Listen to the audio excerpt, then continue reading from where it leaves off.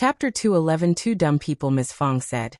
It is fine, take a break at home for now and start work in a couple of days. She was not a strict mother-in-law who kept tormenting her daughter-in-law. She had just gotten married and Miss Fong did not need her at the moment. Ms. Su feared that with young Xiaoni being at home, Qiao Xian would not ask her to join them for work. So she said with a smile, Mom, what about asking third brother and third sister-in-law to do work in the field along with us, so we can finish our work soon enough to go work for fifth sister-in-law. She has a lot for us to deal with. Ms. Fong was startled. Oh well. Qiao Xian did have a lot of work which needed to be done. She had told Ms. Fong everything, but not everyone present was aware about it. Qiao Xian did not want other villagers to know about this money-earning thing, so she always hired her own family members to do the work, which Ms. Fong approved of. Qiao Xian did not expect that Ms. Su would say something like this. She smiled. Mom, elder sister-in-law, I am fine. We don't have to hurry up. She was not in a frenzy because the business with lipsticks was a long-term thing, and she had just made the amount that was needed. Mushroom planting could also wait for now, because she needed to find some more kinds of mushrooms in the mountains. Mushrooms and wooden ears were easy to find because she had the superpower, which could help her see every tiny thing in that broad, wide place. But snow fungus was rarely seen and needed to be searched with some effort. Moreover, sometimes luck was required as well. As long as she found the seed, she could simply urge them to grow by the virtue of her superpower. Xiao Sanlang's eyes sparkled and he smiled. Mom, elder sister-in-law is right. Let's get our work done as soon as possible. Xiaomi is not that weak. Then he turned to young Xiaoni and whispered. Fifth sister-in-law is very generous. She pays each worker 30 won a day. We can save money to buy something good in the town. Young Xiaoni's eyes sparkled too. Really? That's great. These two dumb people thought that they were whispering, but Ms. Qiao and Ms. Fong caught their conversation clearly. Qiao Xian laughed but pretended not to have heard anything. Ms. Fong ignored them furiously and glared at Xiao Sanlang. Okay, just do whatever you want. She was not going to force her daughter-in-law to take a break and not to work. Xiao Sanlang nodded and he left for work with his wife cheerfully. Qiao Xian smiled. Mom, just let Lu Yan do the work. You should take a break too. You have worked too hard these days. Ms. Fong stopped being annoyed and smiled. Okay, you are so considerate. Just go and take the break. I owe you big for your third brother's wedding. Qiao Xian felt warm in heart and smiled. Mom, we are a family, don't mention it. Let me make lunch and dinner. I will create something delicious. Ms. Fong sneered. No need. You can make it tomorrow. Just let Ms. Su and Ms. Yang cook tonight. Your second uncle and third uncle's families will be here for dinner, and they don't deserve to eat your food. She did not want them to start visiting them often for dinner, after they tasted her dishes. Ms. Fong had already planned what dishes to serve tonight. Qiao Xian nodded in understanding. True, as long as the two families were far away from them. Chapter 212. Rest hence. She could skip making food tonight with ease. Feeling tired, Qiao Xian returned to her own room. Xiao Yunduan was writing articles, which were going to be presented to the teachers at the school and fellow classmates for communication. Qiao Xian did not hurry onto the bed when she walked in. Instead, she came to his side and helped him grind the ink. She was just thinking how she could tell him that she needed to take a break, when Xiao Yunduan looked up at her and said, You worked so hard yesterday, you must be feeling very tired. Go and take a break. Qiao Xian had not expected this sentence to come so easily, so she felt very happy. But she replied in a friendly way. That is not good. Xiao Yunduan thought that she was worried about being scolded by the family, so he said, Don't worry, I will not tell Mom about this, just go and sleep. Qiao Xian. What straightforward words. Well, it made people feel assured. Qiao Xian laughed and accepted the offer. Ah yes, I am feeling very tired. Let me take a break. You can inform me when you step out. Xiao Yunduan nodded. I will tell you when it is time for lunch. Feeling assured, Qiao Xian thanked her husband and threw herself onto bed. She rolled over in the blanket, relaxed with 4 limbs open, and soon fell asleep. Her breath was steady and she had fallen into deep sleep. Xiao Yunduan turned around subconsciously and saw the long, smooth raven hair on the pillow. He could not help but feel his heart soften. He showed a gentle look. He felt comfortable and happy, especially when they spent the time together in the room. Even while doing nothing, Miss Fong hid the leftovers from the banquet before someone could steal it. 1 bowl of chicken, 1 bowl of tofu and 1 slice of meat were enough for dinner tonight. They had made steamed buns for lunch. The steamed buns were simple but very tasty, and when eaten with the chili sauce made by Qiao with pig liver, heart and belly, it would be delicious when eaten with porridge. When Miss Su returned at lunchtime, they started to eat and Yang Xiaoni felt moved to be able to eat so much food. Yang Xiaoni was bowled over by what Qiao had made. She said that she could do any kind of work as long as she could eat the chili sauce made by the 5th sister-in-law. The whole family laughed. Xiao Taotao smiled proudly. 3rd sister-in-law, 5th sister-in-law makes great food. You wait and see the dishes she makes. Qiao Xian smiled. I will take a break tonight, but will make some more tomorrow. Xiao Sanlang, Xiao Xiaoqi and Xiao Taotao cheered her on. Eldest uncle could not help but look up. We are hosting a family dinner tonight, Miss Qiao. You can make some dishes then. Eldest uncle had to admit that Qiao Xian cooked great food though he was not very satisfied with her. She could make some good dishes for the family dinner to bring up the reputation. In this way, the 2nd section of the family and 3rd section of the family could have a taste of what she was capable of. Ms. Fong rolled her eyes and said coldly, Miss Qiao has been working very hard these days and she is too tired to do any more work. She is taking a break tonight. Chapter 213 Good Xiao Yunduan added immediately. True. Dad, she can make food in the future. I am sure that 2nd aunt as well as 3rd aunt would very much like to taste food made by the 3rd sister-in-law. It was a custom that new brides made a table of dishes for the seniors in the family. Young Xiaoni got nervous suddenly. Dad, Mom, I will definitely try my best. She was not very good at cooking, but she could make palatable food. Miss Fong smiled. Don't worry, just do as you did back home. Eldest uncle was stuck in words too. It was true that his new daughter-in-law should make food for tonight, and he had nothing against that.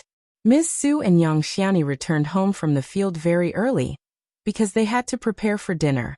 Ms. Fong told Yang Xiaoni and Miss Su what they should do, so they followed the instructions. Yang Xiaoni was used to bitter days, so when she saw how Miss Su filtered the rice, she felt very satisfied seeing a pot full of rice. She asked her voluntarily, Do we make rice in this way? Don't we add any kidney beans or mung beans? Yang Xiaoni drooled, seeing pure rice in the pot. Back at home, she barely got to eat any rice. Either she ate porridge or rice with beans. Miss Su sounded proud as she grinned. No need, we don't lack rice or flour, and we eat such rice every single day. Soon you will know why. Really? Yang Xiaoni's eyes widened. She could not believe what she had heard. Miss Su laughed. Of course. 5th sister-in-law knows how to make money, and she will help us make a lot of money too. Soon you will know. The 5th sister-in-law was not very good at doing heavy labor, and when their 5th brother became an officer in the future, she would never go down into the field again. She had dozens of fields for lipsticks, herbs and mushrooms, and she would need laborers. So Miss Su was well aware that they would have a lot of money to earn soon. Every time 5th sister-in-law made money, she gave some for the shared savings as well. So they did not lack money at home. They had plenty of rice, flour and meat which they ate often. It seemed that they had taken advantage of 5th sister-in-law and the shared savings. Miss Su did not want to share too many details with Yang Xiaoni yet. She had her own ideas and was not as easygoing as Taotao. As of now, she definitely trusted the 5th sister-in-law more than Yang Xiaoni. If she told Yang Xiaoni everything, she would have no advantage at all. As far as she could tell, Yang Xiaoni is an honest person, who was easily satisfied by food, just like their 3rd brother. That was wonderful. The meat dishes for dinner included a bowl of chicken, pork tofu and 1 slice of wild boar. Some mushrooms, bamboos, pickles, eggplants and green peppers were added as the vegetable dishes. That would be enough. Ms. Fong did not kill any chicken. She just added 1 dish of scallions with fried egg, and a bowl of wolfberry sprout soup with eggs. When Yang Xiaoni and Miss Su were busy cooking in the kitchen, the 2nd and 3rd section of the family arrived. Yang Xiani's family were horrible, and the second and third sections of the family were laughing at Ms. Fang behind her back, thinking that she had indulged Xiao Sanling too much, because of which such a horrible marriage had been established. Yang Xiani had seduced Xiao Sanling because she thought she was pretty. For her, marrying Xiao Sanling was a fortunate thing. But Ms. Fang approved of the marriage despite her family background. Chapter 214 Message. They were waiting to see what life was going to be like for the first section of the family henceforth. Therefore, both sections of the family seemed to be in a good mood. They were waiting to see a ridiculous show, rather than feel jealous and annoyed. Ever since Ms. Ma was caught red-handed by Qiao Xian when she badmouthed them at the wedding, she was very worried that Qiao Xian would point this out to her in front of Ms. Fang, and be disciplined by her. Therefore, Ms. Ma did not dare to say anything. Since Ms. Niu was alone, she could not hold a conversation on her own. So the dinner went on peacefully, and no big fuss was made. The following day, Ms. Su and Yang Xiaoni went into the field for work. After breakfast, Qiao Xian took a walk in the yard and checked out the melons, fruits and herbs which she had planted. The seeds of tomatoes could be put down too. She softened the earth and spread down the seeds, poured some superpower of hers into the field, so that the sprout could start to grow on the empty, broad land. The seeds were ripe, and they should grow well. Qiao Xian let out a sigh of relief and cheered inwardly. She did not dare to make them grow too fast, so she stopped her superpower as the sprout reached a height of a finger.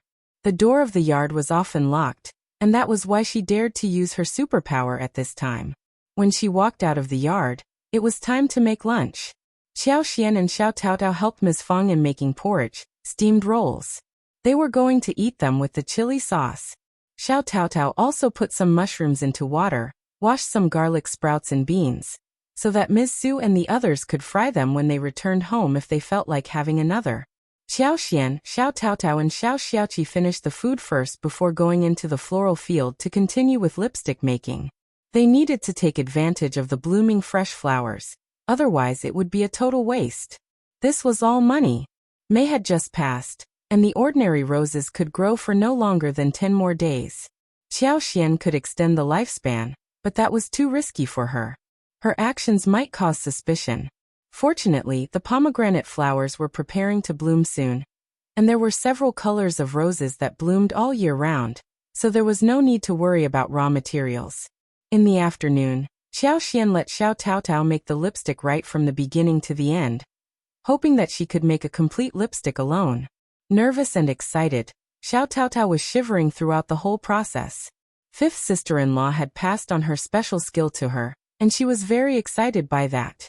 It was a skill that could guarantee her survival for a lifetime.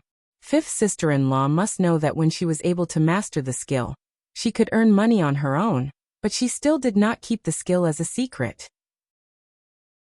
After 3 attempts, and under Qiao Xian's instructions, Xiao Taotao finally managed to make one lipstick. The girl was so happy that she blushed, expressing her gratitude to Qiao Xian. Fifth sister-in-law, don't worry, I promise never to make money with this separately. Also, I will never pass this secret on to anyone else. Qiao Xian grinned. You can work as my assistant today, but we will see what happens in the future. It is a large business and you can be part of it. Xiao Taotao smiled and made up her mind. Chapter 215 Displeased. Xiao Taotao had just learned the skill and felt very motivated, so Qiao Xian entrusted the work to her whilst she idled around in the floral field. The roses were blooming in such a flourishing way that the petals looked radiant. Due to the help of her superpower, the flowers looked rather beautiful. The pink and rose-colored flowers were pure-looking, and together, it seemed as if a waterfall of flowers was created. It was a much larger amount compared to the other kind of roses, because when the blooming period passed, the amount would be reduced drastically. Motivated, Qiao Xian tried to move the flowers into her space. If her space could preserve them, then everything would become so much easier. She could find some time when no one was around so as to urge them to bloom with her superpower, and all those flowers could remain stored in space. But the arrogant space gave no response. It did not accept the flowers.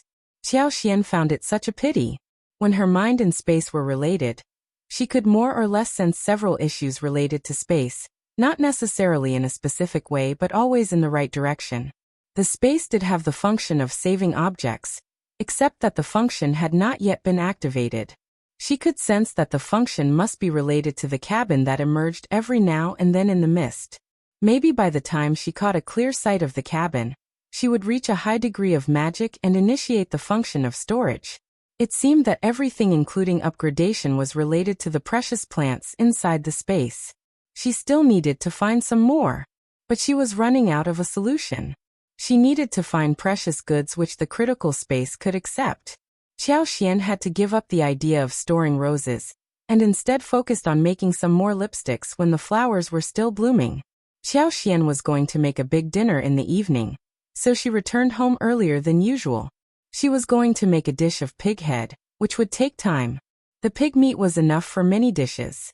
Qiao Xian decided to divide it into different parts.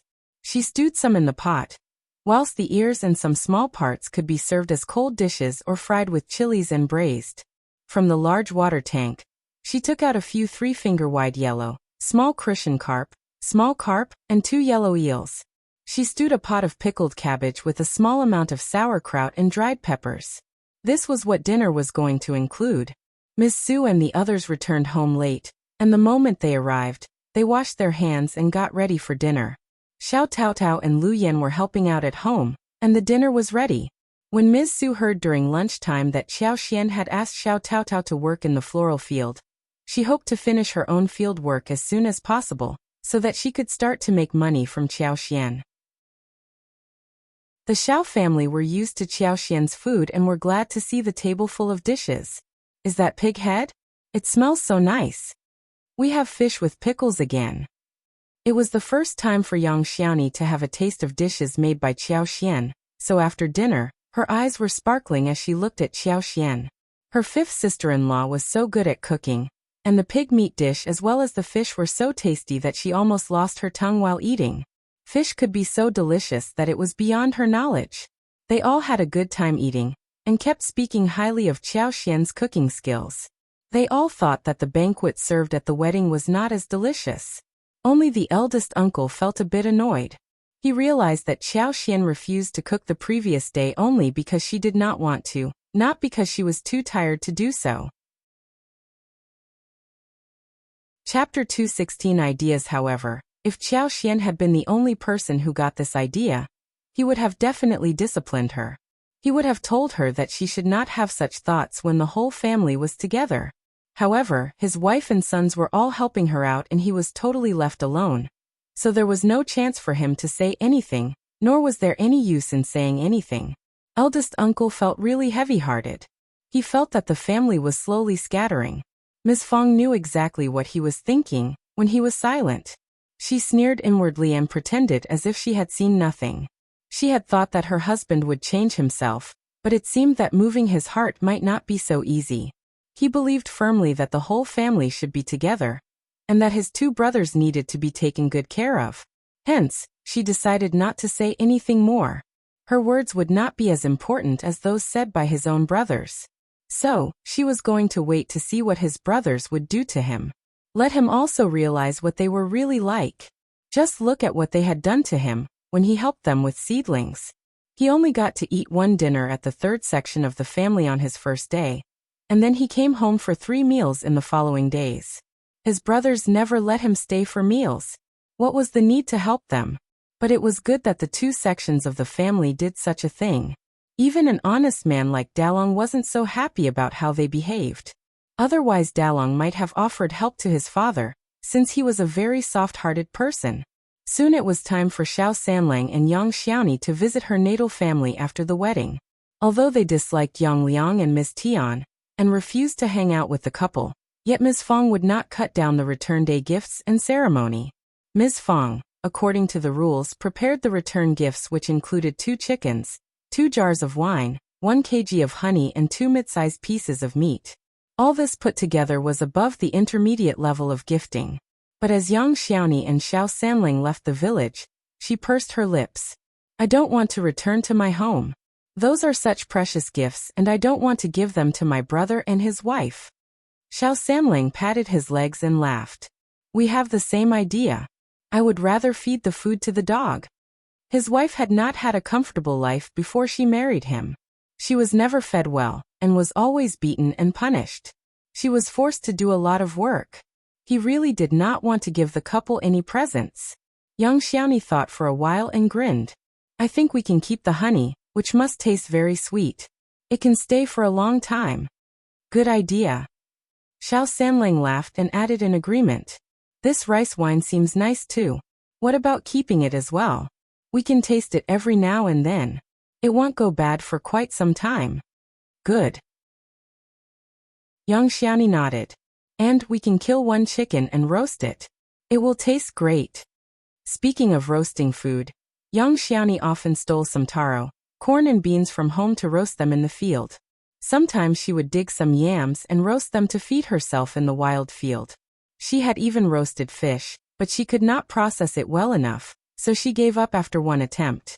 That was how she and Xiao Sanlang met in the first place. Chapter 217. Not her home. There was one time when she was roasting yams in the wild field when Xiao Sanlang followed the scent.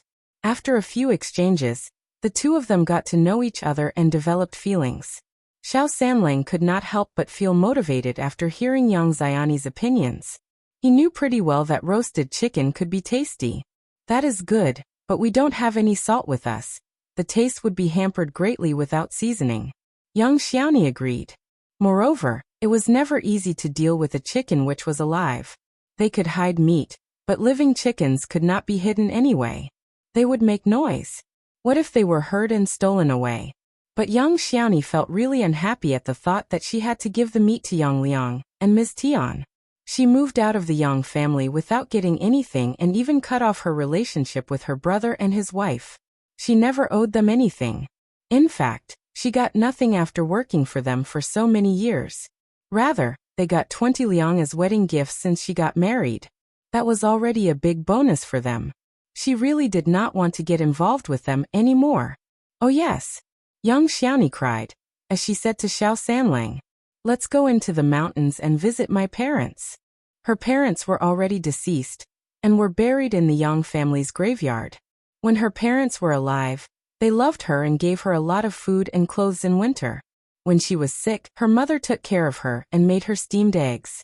But everything ceased to exist after her parents passed away. Her brother and sister-in-law were not her family. She did not want to return there. It would be great if they could visit her parents. She would kowtow to them and tell them that she had married into a very nice family, so they could be assured.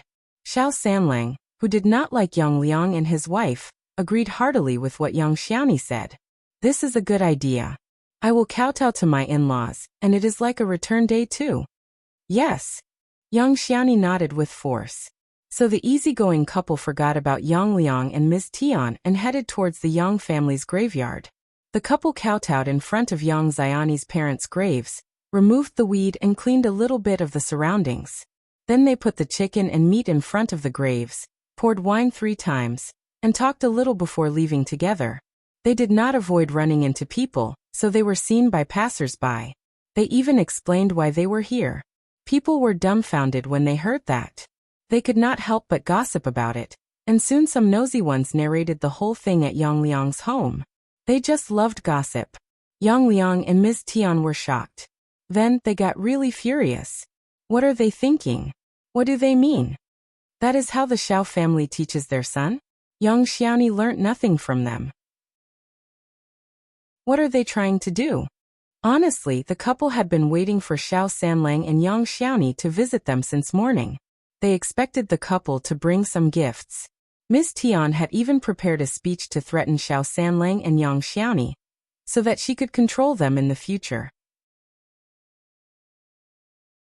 Chapter 218. Embarrassed, she had intended to warn young Xiaoni, telling her that even if she was married, she should never forget about her own family. She was going to remind her that a girl without her own home's support would be bullied by her mother-in-law's family until she passed away. However, she made the full plan and believed that she would be able to take control of young Xiaoni. But young Xiaoni and Xiao Sanlang did not even show up. What kind of family are they, when they do not even know that they should have presents prepared on the return day? Shame on them. Miss Tian was so annoyed, yet the villagers were all laughing at her. Some people even mocked her. Well, your words are not entirely true. They went to their parents' graves to pay tribute. That can be counted as a return day ceremony too, right? Yeah, when Xiani's parents were alive, they loved her deeply, and Xiaoni is a good-hearted girl who knows that she should take her husband to visit them. It should be counted as a return day, right? Xiaoni does have some unique ideas, ha ha ha ha. Hearing those words, Miss Tian got angry beyond words. She rushed back to the house and slammed the door shut. Did you hear that? Miss Tian sneered at Yang Liang. That damned girl refuses to be under us, and you were dreaming about continuing to be her brother. Yang Liang felt very embarrassed too. Any married girl should come back to their home on return day. Otherwise her natal family would be so embarrassed. Then what should we do? Miss Tian sneered. Of course we should go to the door to demand an explanation. They are bullying us.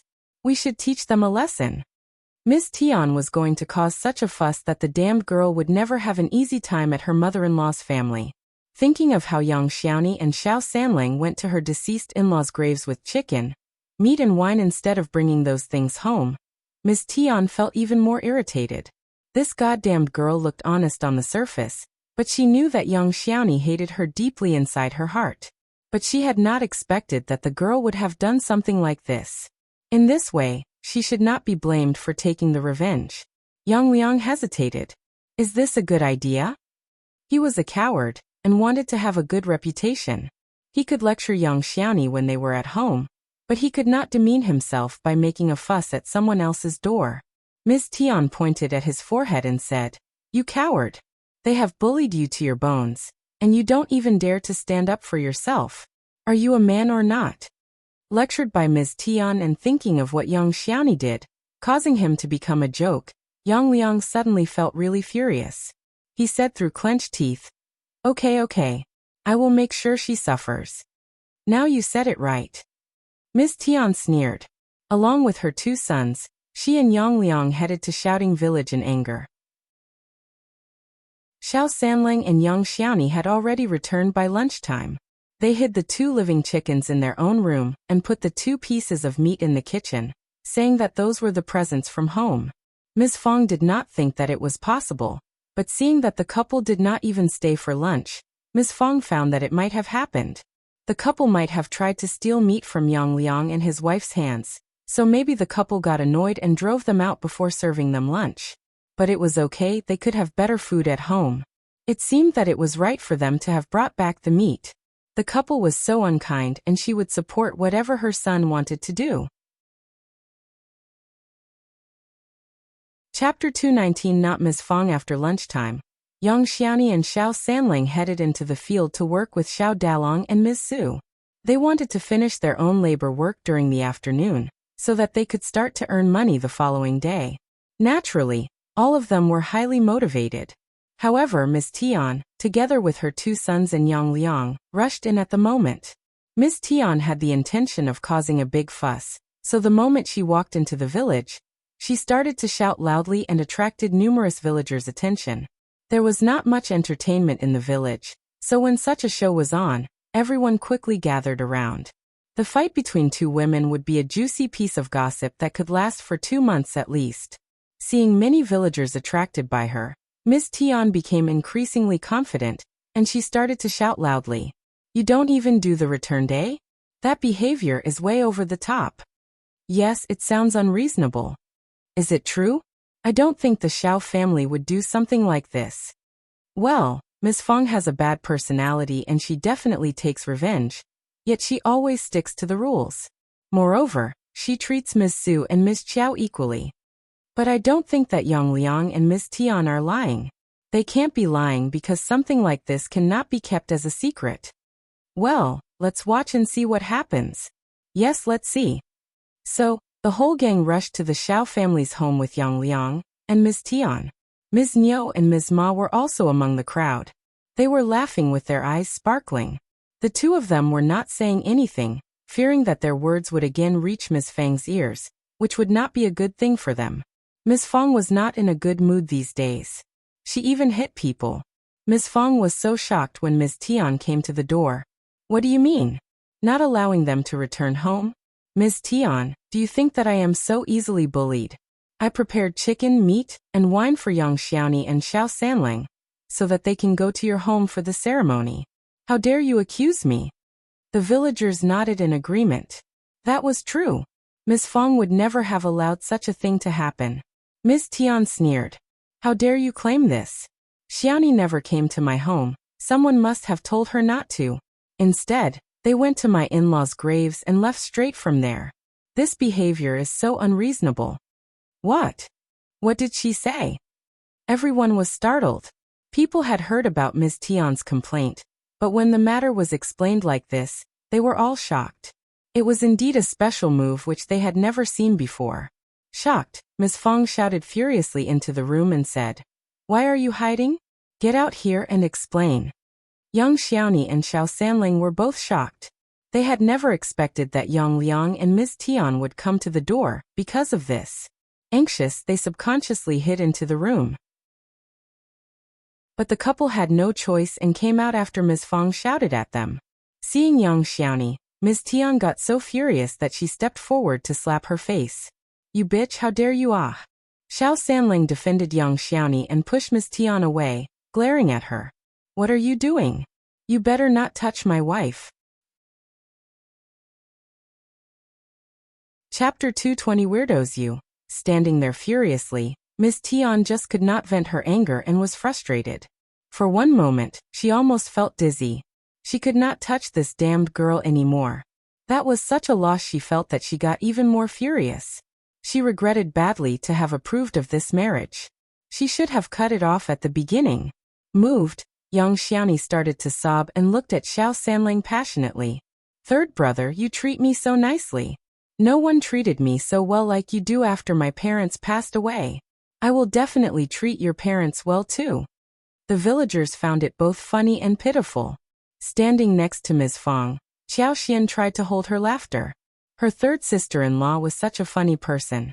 The young village and the shouting village were not very far apart, and the famous families were famous across the villages.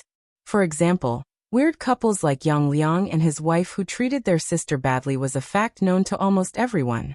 They should have realized what Ms. Tian and Yang Liang were like, when they saw how Ms. Tian, without hesitation, went up to slap young Xiaoni right on the face. She must be very used to doing this, so people immediately started to look at her differently. They were such a weird couple. Ms. Tian regretted a little to have been so impulsive. So, she threw herself to the ground with her two sons. They are bullying us. The whole Xiao family were here, including the brothers and daughter-in-laws, surrounding Yang Liang and his wife as well as the two children. It did seem like a mob bullying the weak. Ms. Fang's veins popped on her forehead. She glared at her son and frowned. Ms. Tian, stop being a bitch. I won't be fooled by this act. Just stick to the matter. You should never dream about trying to get any sort of justice through this bitchy move. I will not allow you to throw your temper here at my home. Qiao Xian said to Lu Yan with a smile. Go and fetch a chair for Madame Xiao and serve her some tea too. Okay, second Mississippi. Lu Yan politely and quickly went to fetch the chair from the inner room. Qiao Xian helped Ms. Fong sit down. Mom, please take a seat. Then Qiao Xian took over the tea and served Ms. Fong politely. Mom, drink some tea and make sure your throat is moist. This is going to be a long conversation. Okay. Ms. Fong picked up the cup and took a sip, then she grinned happily. She would let this bitch do whatever she wanted for now. She was simply going to watch a show. Ms. Fong felt even more happy when she saw the villagers looking at her with jealousy. Ms. Tian was dumbfounded. Yang Liang looked even more furious. You are such a bully. Ms. Ma felt itchy, so she said, Eldest sister-in-law, how can you drink tea at a time like this? Why not solve it quickly? Ms. Fong threw a cold look at her and said calmly, I can't do anything when she refuses to talk. Ms. Tian, are you ready to speak now? Ms. Tian got so annoyed that she almost spilled blood. She wished that Ms. Fong could start a fight with her, so that she could charge her for medical compensation. Also, if her two children were shocked, they would have asked for compensation for that as well. However, she started to act as the high-status Madame Xiao. She sat down, surrounded by her children, making Ms. Tian not daring to go forward. Chapter 221 Not Return. Yang Liang tried to calm himself down. My sister married your family, and you need to help her do something on the return day. But you are bullying us by not letting her return. Ms. Fong frowned. I saw them off this morning, which was also seen by the neighbors. I did not stop them. Third, Ms. Yang, explain it to them. Xiao Sanling was about to speak when Yang Xiaoni pinched him, and said with pursed lips, Mom, we did return, but I went to my parents' grave to pay tribute. Can't that be counted as a return? Yang Liang got furious. Damn girl, what are you talking about? Yang Xiaoni looked at them. Her eyes were sparkling, but she turned pale. Yang Xiaoni said to Yang Liang, I don't have a home without my parents. You know pretty well how you have treated me during the past years. You asked for 20 liang as the wedding gifts, but I have no dowry. Even my wedding gown was given by my mother-in-law. How can I be grateful to you when you have treated me like this? I can't do the return day ceremony with you. I was ordered to do the seedling work in the field, chopping wood, carrying water, laundry and all kinds of labor work, but I was never fed well. I owe you nothing. Since you are here, I want to let you know that I am not going to have any relationship with you from this moment on. You have sold me for 20 liang already. How I spend my days at my mother-in-law's home has nothing to do with you. Yang Liang turned pale. Many people present understood clearly how Yang Xiaoni lived her life before she got married. They sighed and discussed the matter among themselves. Yang Xiaoni had such a terrible life, but for her luck she married Xiao Sanlang. Her future would have been much worse. How shameless Yang Liang and his wife were, and even dared to cause a fuss till date. Still, some people talked from the point of morality. He is your brother. Brother and sister should not hate each other. Moreover, you are married now. How much hatred can there be? Yes, they are still relatives, why be so ruthless? Your brother and sister-in-law have brought you up. You should be kind to them. Just calm down, you are a family and you should be in harmony. Yang Xiaoni screamed in anger. It didn't happen to you, so you will never know what it feels like. Anyone who says so should get relatives like this and experience it personally. Some people became anxious and snapped. What are you talking about? Why are you cursing us? You are so immature. Yang Xiaoni snapped and sneered. You know this is a curse, right? Since you don't want anyone like this in your family, why are you forcing me? Why do I deserve to have such a hard life? Ms. Fong said coldly, all you outsiders stop interfering. We will solve the matter ourselves. You both can also leave now. Ms. Tian glared at Yang Xiaoni and felt very unconvinced. Yang Liang was very embarrassed and left with Ms. Tian in a hurry. Ms. Fong sneered behind them. It doesn't look good to make a fuss like this. The Yang family's reputation is ruined by you. We should all be sensible. Yang Liang staggered for a moment, and then hurried away. Chapter 222 Bad luck. Seeing the show was over and Ms. Fong was driving people away, the audience left. Ms. Niu and Ms. Ma, who believed that they were part of the family, remained and continued to giggle. They were trying to convince Yang Xiaoni not to throw a tantrum, and that she had only one brother whom she should cherish, or she would regret it in future. They both sounded as if they were very concerned about her. Yang Xiaoni was really annoyed, but Ms. Niu and Ms. Ma were seniors of the family and she could not counter them. Ms. Fong got impatient and said, You two, stop talking about those scumbags. Honestly, those shameless people who keep taking advantage of their family with the excuse of family relations should never exist. Anyone who has such relatives is just pure unlucky. The faces of Ms. Niu and Ms. Ma sank. These words sounded very piercing. Mom is right. Xiao Sanling glanced at them and said to Ms. Niu happily, Second aunt, do you think that the couple is nice? They have 2 sons, and if you think that they are nice, you can become in-laws with them and spend the rest of your lives together. Before Xiao Sanling finished the words, Ms. Niu shouted, and was about to hit Xiao Sanling. What are you talking about? Xiao Sanling dodged and smiled. Second aunt, you keep speaking highly of them. I am only trying to come up with some ideas for you. Why are you hitting me rather than thanking me? How ungrateful. Yang Xiaoni laughed. Seeing his wife smirk, Xiao Sanlang teased even more loudly. Ms. Niu got annoyed and said, "Eldest sister-in-law, look at your third son. He has no rules." Ms. Fong glanced at her and replied calmly, "He is simply following your words. Why is he unruly? You can get close to the couple if you don't think that the couple is annoying. Just stop it." Eldest uncle, who had been hiding in the room, stepped forward and glared at Xiao Sanlang. When Ms. Tian and Yang Liang were making a fuss a while ago, eldest uncle got so anxious that he had no idea what to do.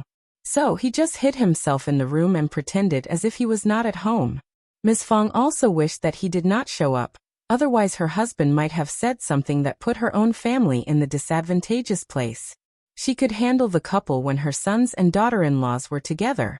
Eldest uncle only showed up now, and this was the scene he ran into.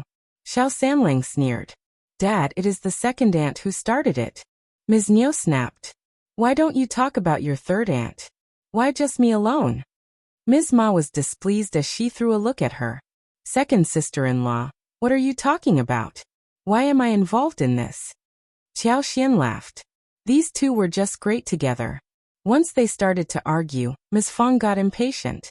"Go to your home and fight with each other. You have no right to talk about our family. Also, if you spread any rumors about today, just wait and see what I will do." Chapter 223 Venting Anger interrupted. Ms. Niu and Ms. Ma could not continue with the previous topic any longer. They mumbled curses among themselves and left. Ms. Fong glared at Xiao Sanlang and Yang Xiaoni. "You two a word." Ms. Fong did not blame them for what happened today. On the contrary, she even believed that they were not wrong, though what they did was a bit shocking. She agreed with them that it was much better to get rid of the relatives who annoyed them. Therefore, she felt a bit happy to see Yang Xiaoni doing this. It was a kind of anger venting. However, these two children were just too bold. They did such a thing in secret and even hid it from her. Good that they were lucky enough to have the whole family at home.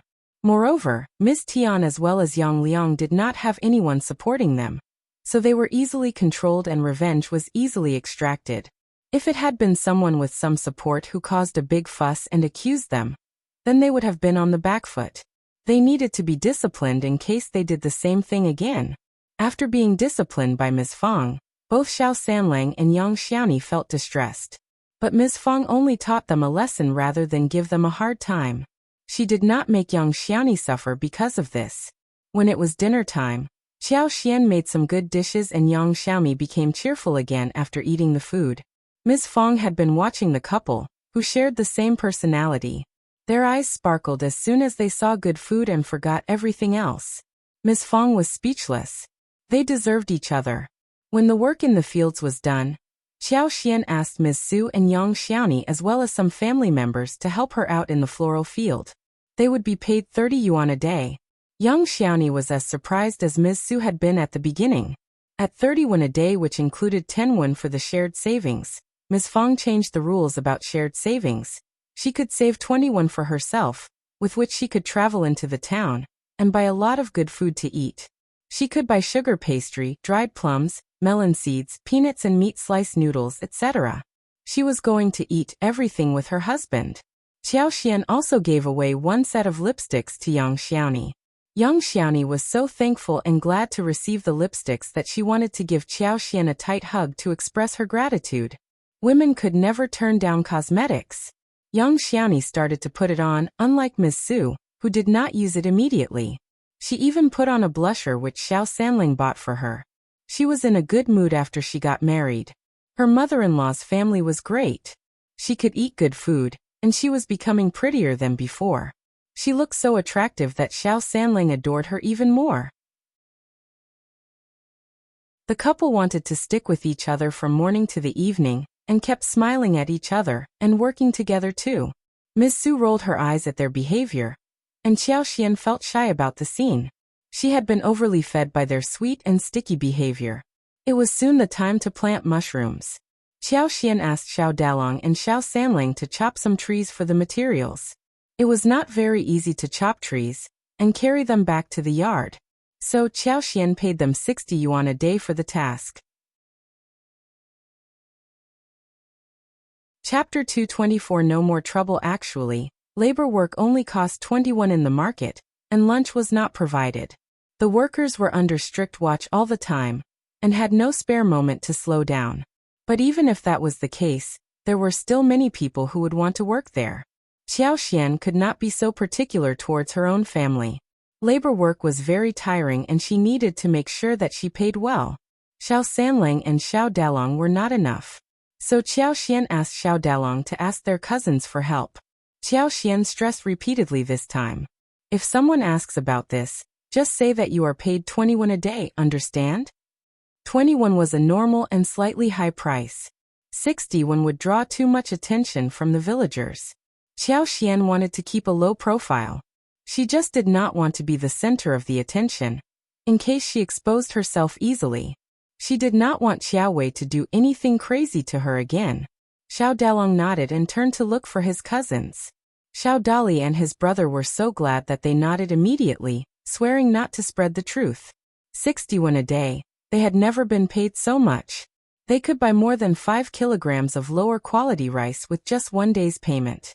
Moreover, the Xiao family offered lunch as well. Xiao Xian, together with Xiao Taotao, Xiao Xiaoqi, Ms. Su and Yang Xiaoni, was working on the lipsticks in the floral field. They would look to find the fungus when they had the materials ready. Xiao Xian felt that her superpower had been expanded to another hundreds of meters, and it was not very difficult to find what she needed in the mountains. There were definitely shiitakes and wooden ears, but snow fungus should be easily found as well.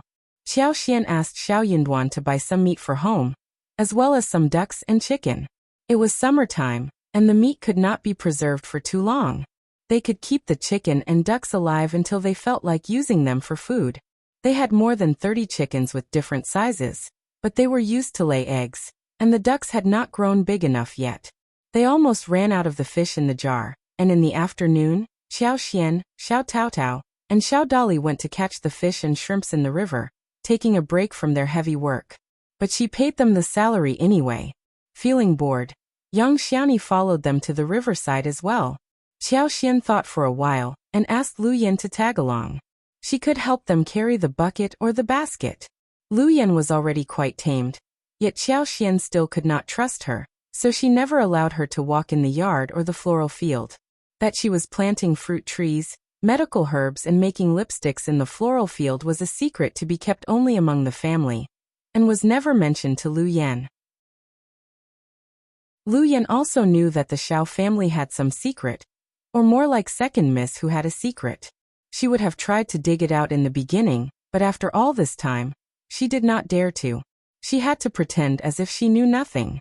Second miss was in charge of her, and what she needed was to live in peace and spend the remaining days well so as to return to the Qiao mansion safe and sound. She truly did not dare to cause any more trouble. She was wrong, so were Elder Miss, Madame Qiao and Old Master. Second Miss was not timid or cowardly. On the contrary, she was smart, bold and far more tricky than any of them could have expected. To control her, all Second Miss needed to do was to throw her into the second section of the family and make her suffer. Chapter 225 In complete awareness about Second Miss, Lu Yan understood clearly what she ought to do. Obey Qiao Xian's order. For example, right now, when Qiao Xian ordered her to carry the basket and bucket to the riverside, she should follow it quietly. Was she without help? No, she was just trained to carry a bucket. The group came to the riverside where the water grass was flourishing and the surface was broad. They started to work proficiently. With her superpower, Qiao Xian could see big fish swimming across the grass freely, and she really wanted to help. It was time for her to get a fish net and learn to fish. Xiao Xiaoqi was fishing when Yang Xiaoni offered a hand. She had the basket around her waist, and went into the river to scoop up the shrimps. Xiao Taotao and Xiao Xian dug some ponds from under the stone somewhere, where the water was not so deep. Lu Yan did not have the intention of going into the water, nor did Xiao Xian ask her to. She was ordered to watch over the things on the bank. She spent so many years inside the mansion, and she would have never learned how to get into water. She might even scare the fish and shrimps away after being slow-handed. Lu Yan was shocked. She knew that the second miss had changed. But what she had not expected was that she never knew Second Miss well enough. How did Second Miss learn to do this? Qiao flipped the stone and caught a shrimp at each attempt. Fish and shrimp were different. They were never fast enough to escape the siege. They were slow enough to be caught, even when they ran from one rock to the other. Xiao Taotao and Qiao were excited, and soon they had more than 20 and 30 shrimps in the basket. Yang Xiaoni did not spend much effort to scoop the shrimps, which were of different sizes. Some were really small. Sometimes they would find a couple of loaches, some large fish or eels. Crabs were available too, but she tossed them back into the river. Xiao Xiaoqi was watching over the fishing poles. The fish here were never caught, so they were easily hooked. He kept getting the fish from the river one after another. Lu Yan went to help put the fish into the bucket. Seeing the fish in the bucket, Lu Yan could not help but feel happy, thinking that it was a fun activity. After a while, they all went home with the harvest. They had a heavy basket of small river prawns and small fish, a large basket of prawns, and 2 buckets filled with fish. There were mandarin fish, yellowhead catfish, carp, Christian carp, shrimp loach, catfish, as well as 2 black fish and a grouper. Back at home, they put the hopping fish into the jar, and Qiao poured some superpower into the water, because of which the watergrass grew so that the fish started to look energetic. They kept the shrimps in the basin for dinner. Qiao planned to boil the prawns in boiling water, mix it with soy sauce, vinegar, sesame oil, and ginger to dip them in water. Peel off the shells of the prawns and eat them directly. That was the best way to eat fresh shrimp. Then they poured the small shrimps and fish into the basin and scooped out the small fish. The small shrimps were baked in the pot, so were the fish, which had very soft and thin bones. They needed to be carefully flipped and baked separately with the shrimps, since they cracked easily. Chapter 226. The whole family. The small fish were very fresh. They were wrapped in flour and deep-fried, stirred with chilies and ginger slices. They were the best to eat like this. When Xiao Yinduan returned, he brought pork belly, pork ribs, cheese bones, and a dozen chickens and ducks. Ms. Fong put the chickens and ducks into the cage. Since they were not bred by the family, the chicken might run away, but the ducks would always linger nearby. For dinner, they stewed soup with 2 cheese bones, soybeans and Chinese yam, marinated spare ribs and fried, stir-fried pork loin and loofah, deep-fried pork belly, saving them for the next day. There were wolfberry buds in the floral fields, so some were picked and fried. The bitter gourd on the fence had also grown, and they made another dish of fried bitter gourd with sliced meat. When the dishes were presented at the table, the whole family was drooling just with the smell. Xiao Sanlang could not help but sniff deeply, as he said emotionally, "Haven't eaten meat for a long time, now it is here again." Yang Xiaoni smiled and her eyes were sparkling. She was greedy for meat as much as he was. Seeing the table full of dishes, eldest uncle opened his mouth and closed again. He thought that Qiao Xian used her own money to buy the vegetables, and he could not possibly tell her to save money, since she was willing to pay. Also, she would not listen to him either. The whole family had become so fascinated with meat, after eating the dishes made by Qiao Xian. They seemed to suffer deeply when they ran out of meat after a few days. The pork from the pigs raised by the farmers were very tasty. Qiao Xian was drooling for the meat too. She had some ribs and drank a bowl of bone soup. The shrimps were so fresh and tasty, and they were all satisfied by what they had just eaten. They were worried that the shrimp would have a weird taste, but after they had a bite, everyone found it so fresh, especially Xiao Zhenyan and Xiao Qing, who loved it deeply. Xiao Xian started to miss the dish made of tomato with shrimps. Her tomatoes were already growing so tall. She decided to make them bloom in a couple of days. The roses were not growing so much, but pomegranate flowers would bloom too, since the buds were ready. Xiao Xian made a count of the lipsticks. The number had already reached to 1,000. They had booked the tubes, so they could slow down at this stage. They were waiting for Yuezhing Xiao to fetch the goods, and the tubes to arrive, before starting to work on it again. She used her superpower to make the pomegranate flowers bloom slower than expected. It was summertime, and the weeds were growing crazily, especially when the barren mountains were surrounding the floral field, and the grass seeds were everywhere in the field. They were burnt first, but the weeds just would not go away. So Qiao Xian hired Ms. Su and Yang Xiaoni to help remove the weed, and she paid them accordingly.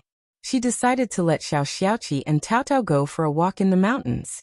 Xiao Xiaoqi had not hunted for a long time in the mountains, and he felt itchy to go there. Xiao Yinduan decided to take a break too, after studying hard for so long. So the four of them went into the mountains together. Qiao Xian had the intention of visiting the place where they had never visited before. Xiao Yinduan as well as the other two agreed readily. When Daddy Zhao was still alive, he had once taken Xiao Xiaoqi into deep mountains that were deep. So, Xiao Xiaoqi was used to this kind of environment, and he was never afraid. But deep mountains were, after all, dangerous as they went in. It was summertime and the bugs, mosquitoes, snakes and all were quite active. They really needed to watch out for the poisonous ones. Chapter 227 Into the Mountains Again. When Xiao Xiaoqi spoke of this, Qiao Xian was reminded as well. So, she went into town to buy some medicine first, and was fully prepared before heading to the mountains. The mountain was very far, so the four of them started before the sun rose. The air was very cool at that moment. Xiao Xiaoqi was quite energetic. He became more active as he walked into the mountains. He had a lot of fun going along with Xiao Taotao. Xiao Yinduan was walking next to Qiao Xian, reminding her what she should watch out for, like the branches, which he kicked away for her sake. Qiao Xian did not need his help. She could see everything, and as long as she wanted to, she could use her superpower to move the veins away. But Qiao Xian felt sweet in heart, seeing her husband care for her in this way. She was not going to give this man to anyone else. The four of them did not intend to head into very deep mountains, since they needed to factor in the return time. Seeing the surroundings getting stranger, they slowed down. Xiao Zioqi's plan was to hunt and take some animals home. He intended to get some rare prey, because roosters and rabbits were too commonplace for him, especially since he took such a long and difficult trip here. They talked and walked, as they observed the surroundings. There were many kinds of bamboo in the mountains, and the bamboo shoots were seen everywhere too. From the time of the solar term of insect awakening all the way to the end of July, there were a lot of fresh bamboo shoots growing. As they were walking in the deep mountains, they would every now and then run into small patches of bamboo shoots. There were many mushrooms too. Wild berries were looking ripe as well. However, they were too far away from the village, so they dropped the idea of bringing those home. They needed to work on more precious things with the limited energy they had. They only paused to pick the rarely seen and delicious mushrooms like porcini mushrooms, Hericium arenaceus, wild red mushrooms and small flower mushrooms. Especially Hericium arenaceus, which was rarely seen. They were lucky enough to get many on this trip. They even found a bunch of snow fungus, which were picked when ripe, weighing around 2.5 kilograms. Qiao Xian bore this place in mind. She would come to pick the mushrooms when they had the materials ready. Xiao Yunduan understood that the snow fungus were valuable, but he had never seen them before. When Xiao Xiaoqi and Xiao Taotao heard from Qiao Xian that snow fungus could be more valuable than gastrodia when sun-dried, they put them away carefully, fearing that they would break them. Xiao Taotao's eyes were sparkling as she smiled. Fifth sister-in-law, are you going to plant this in our yard too? That would be great. Xiao Xiaoqi struck his head and smiled. Yes, no wonder it sounds so familiar. Let's bear this place in mind, and we can come back to fetch the seeds next time. Seeing that they were not greedy but working for her devotedly, Qiao Xian felt warmth inside her heart, nodding and smiling. Yes. But it is not very easy to find it in the mountains, and we need to work on it. We are going to make a lot of money if we manage to plant them well. Xiao Xiaoqi and Xiao Taotao were the biggest helpers when Qiao Xian was starting her business. So Qiao Xian decided to pay them a salary and give them shares too. When her business became bigger, their share would be so much that they would never need to worry about money for the rest of their lives. Xiao Xiaoqi and Xiao Taotao did not think that far. They were just very happy that their fifth sister-in-law had never been stingy towards them, and they did not need to worry about anything. Chapter 228 Deep Mountain. Apart from snow fungus and some precious things from the mountains, Qiao Xian, with her superpower, saw some Ganodermic, few of which were too small and difficult to find, or just too far from them. So, she gave up mentioning them. They only ran into 2 pieces which were of beautiful colors and in the size of an adult's hand. She did not manage to hide the Ganodermas when she was picking them, so she decided to sun-dry them to stew chicken and ducks as supplementary ingredients. She had plenty of money right now, and she did not want to head to the town just to run this errand. In a moist forest with rotten leaves, Qiao picked several orchid trees. She did not recognize the species, but she went with her intuition. She believed that they were rare things. So, when no one was watching, she put a couple of pieces into the space, which did not turn her down, and accepted them all. These newly arrived orchids were obediently planted on the edge of the other kinds, slowly taking root in the soil. The branches and leaves stretched, and the space was instantly filled with a touch of greenery and vitality. They ate some food in the mountains and walked for 1 more hour, before Xiao Yinduan said, "It is getting late, let's head home." It would take them a lot of time to arrive home. Xiao Xiaoqi let out a small cry and scratched his head in distress. "We didn't have much luck today, we haven't seen any big things. Let me at least take some small ones home." Xiao Taotao smiled. "Seventh brother, it would be too scary if we really run into some big things. I think roosters and rabbits are enough.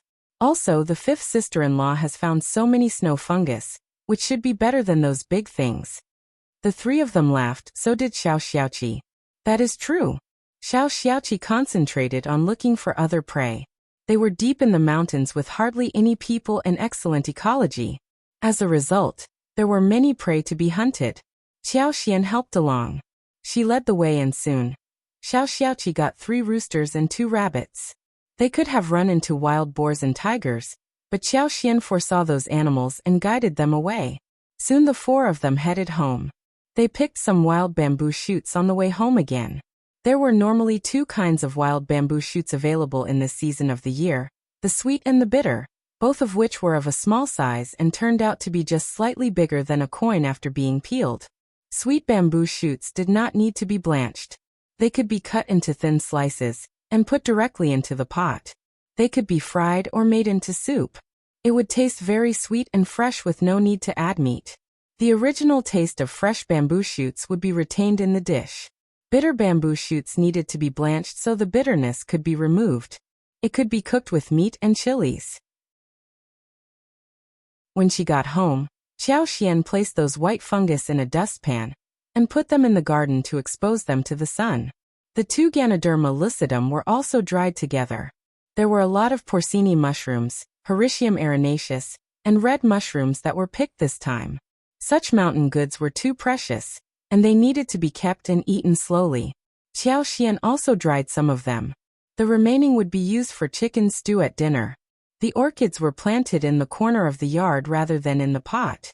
Qiao Xian planned to take care of them with her superpower and see if they could grow well. In the evening, Ms. Su and Yang Xiaoni came home. There were many weeds growing in the floral field, and the roots were stubborn in the first year. Therefore, cutting weeds became a very difficult job. Ms. Su had some plans of her own. She could be calculative, but she never idled around, whilst Yang Xiaoni decided to start fresh, so she worked very hard as well.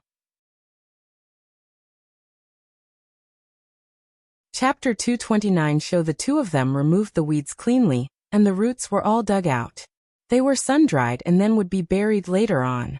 Ms. Su was worried that Qiao Xian would call them lazy, so she explained to her that the reason why the weeds were not thoroughly cleaned was because the job was very difficult to do, and that they were not lazy. Qiao Xian never thought of her in this way, so she did not understand why Ms. Su would explain this to her. When she understood what Ms. Su intended to tell her, she consoled her instead. That was when Ms. Su became assured. During dinner, Qiao Xian cooked again. She planned to use Hericium arenaceus and porcini. The menu included stewed chicken, fried rabbit with spices, braised rabbit pork belly, sweet bamboo shoots with clear soup, as well as some seasonal vegetables. She had not eaten rabbit for a while, and she was greedy for it. When it was time to cook, Qiao Xian suddenly saw someone passing by the yard. It was Ms. Feng, who was playing with her granddaughter. She exchanged a few words with the neighbor who went away soon after. Excited, Ms. Feng handed her granddaughter to Ms. Su. "Something is going on. I will go and check it out." Then she headed away. Young Xiaoni loved gossip too, so she wanted to follow along. So did Qiao Xian, who asked Xiao Xiaoqi and Xiao Taotao to join them as well.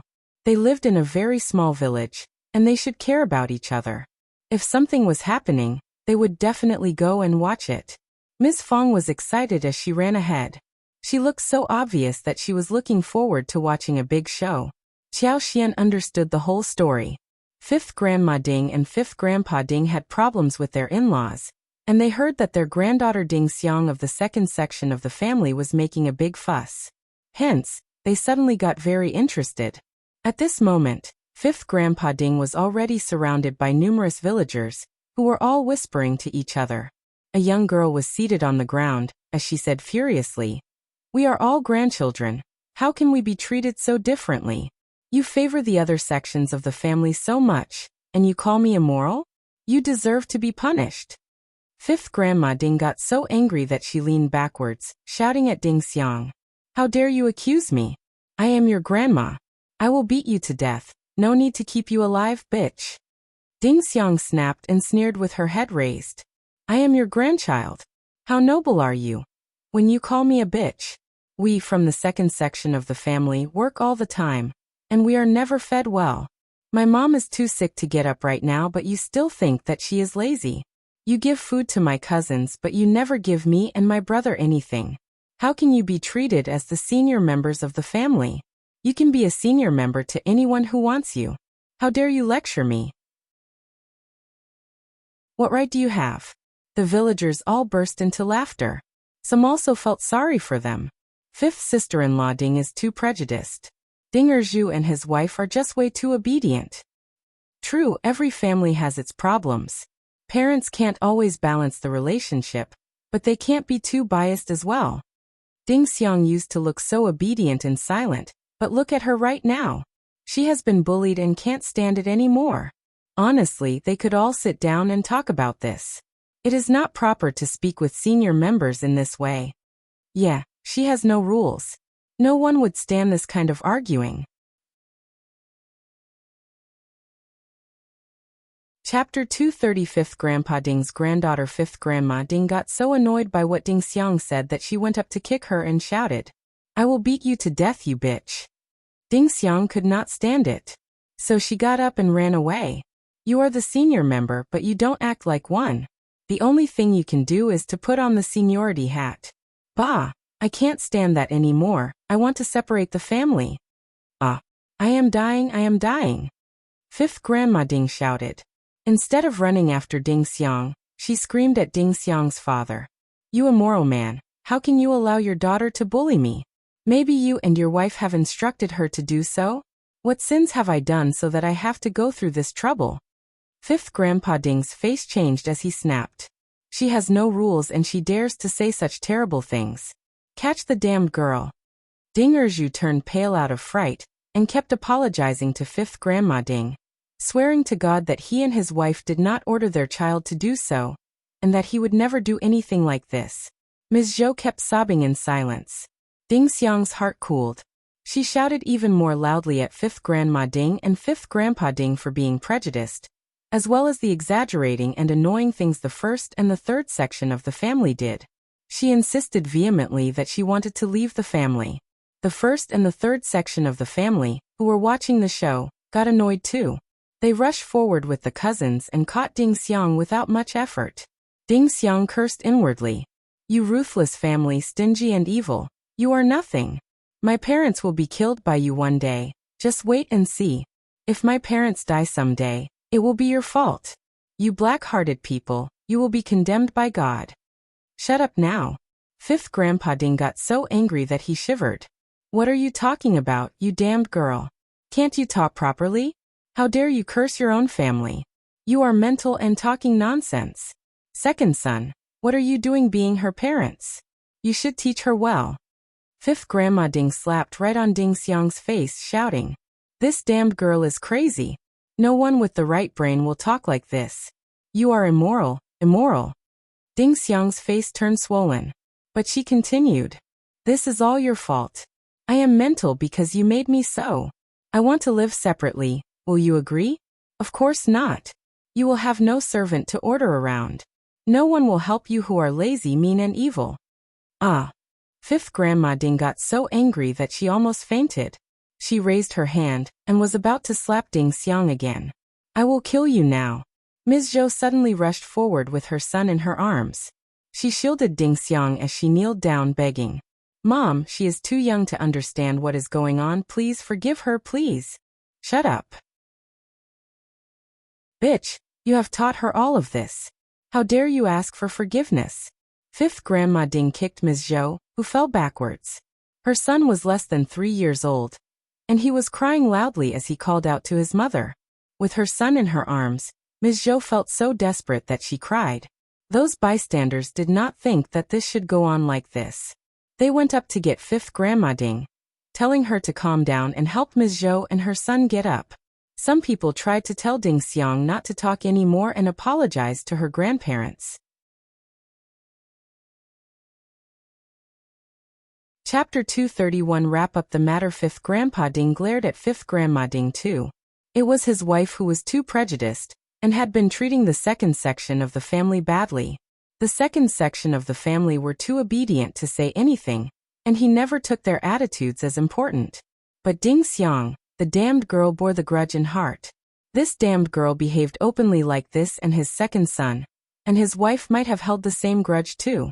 They had made the whole family into a joke in front of the village.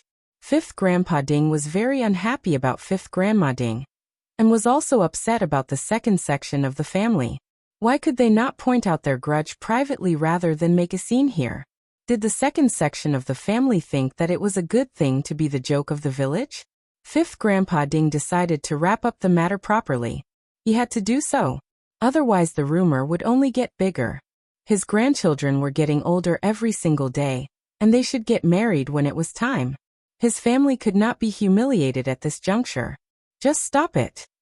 Fifth Grandpa Ding glanced at Fifth Grandma Ding and his children as he looked at Ding Erju. Erju, just tell everyone if your parents have treated you badly? Frightened, Ding Erju shook his head subconsciously. No, of course not. Fifth Grandpa Ding snorted. Have you ever thought about leaving the family? No, I never think about this. My parents are so good. How can I leave you? You really never thought about this? Never, Dad. Good. I knew that I would never have raised an evil son. Fifth Grandpa Ding calmed himself down and turned to Ding Xiang.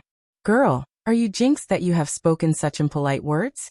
Just say sorry to your grandma, and we will drop the matter. After all, you are simply being impulsive at this moment, but we can forget about it.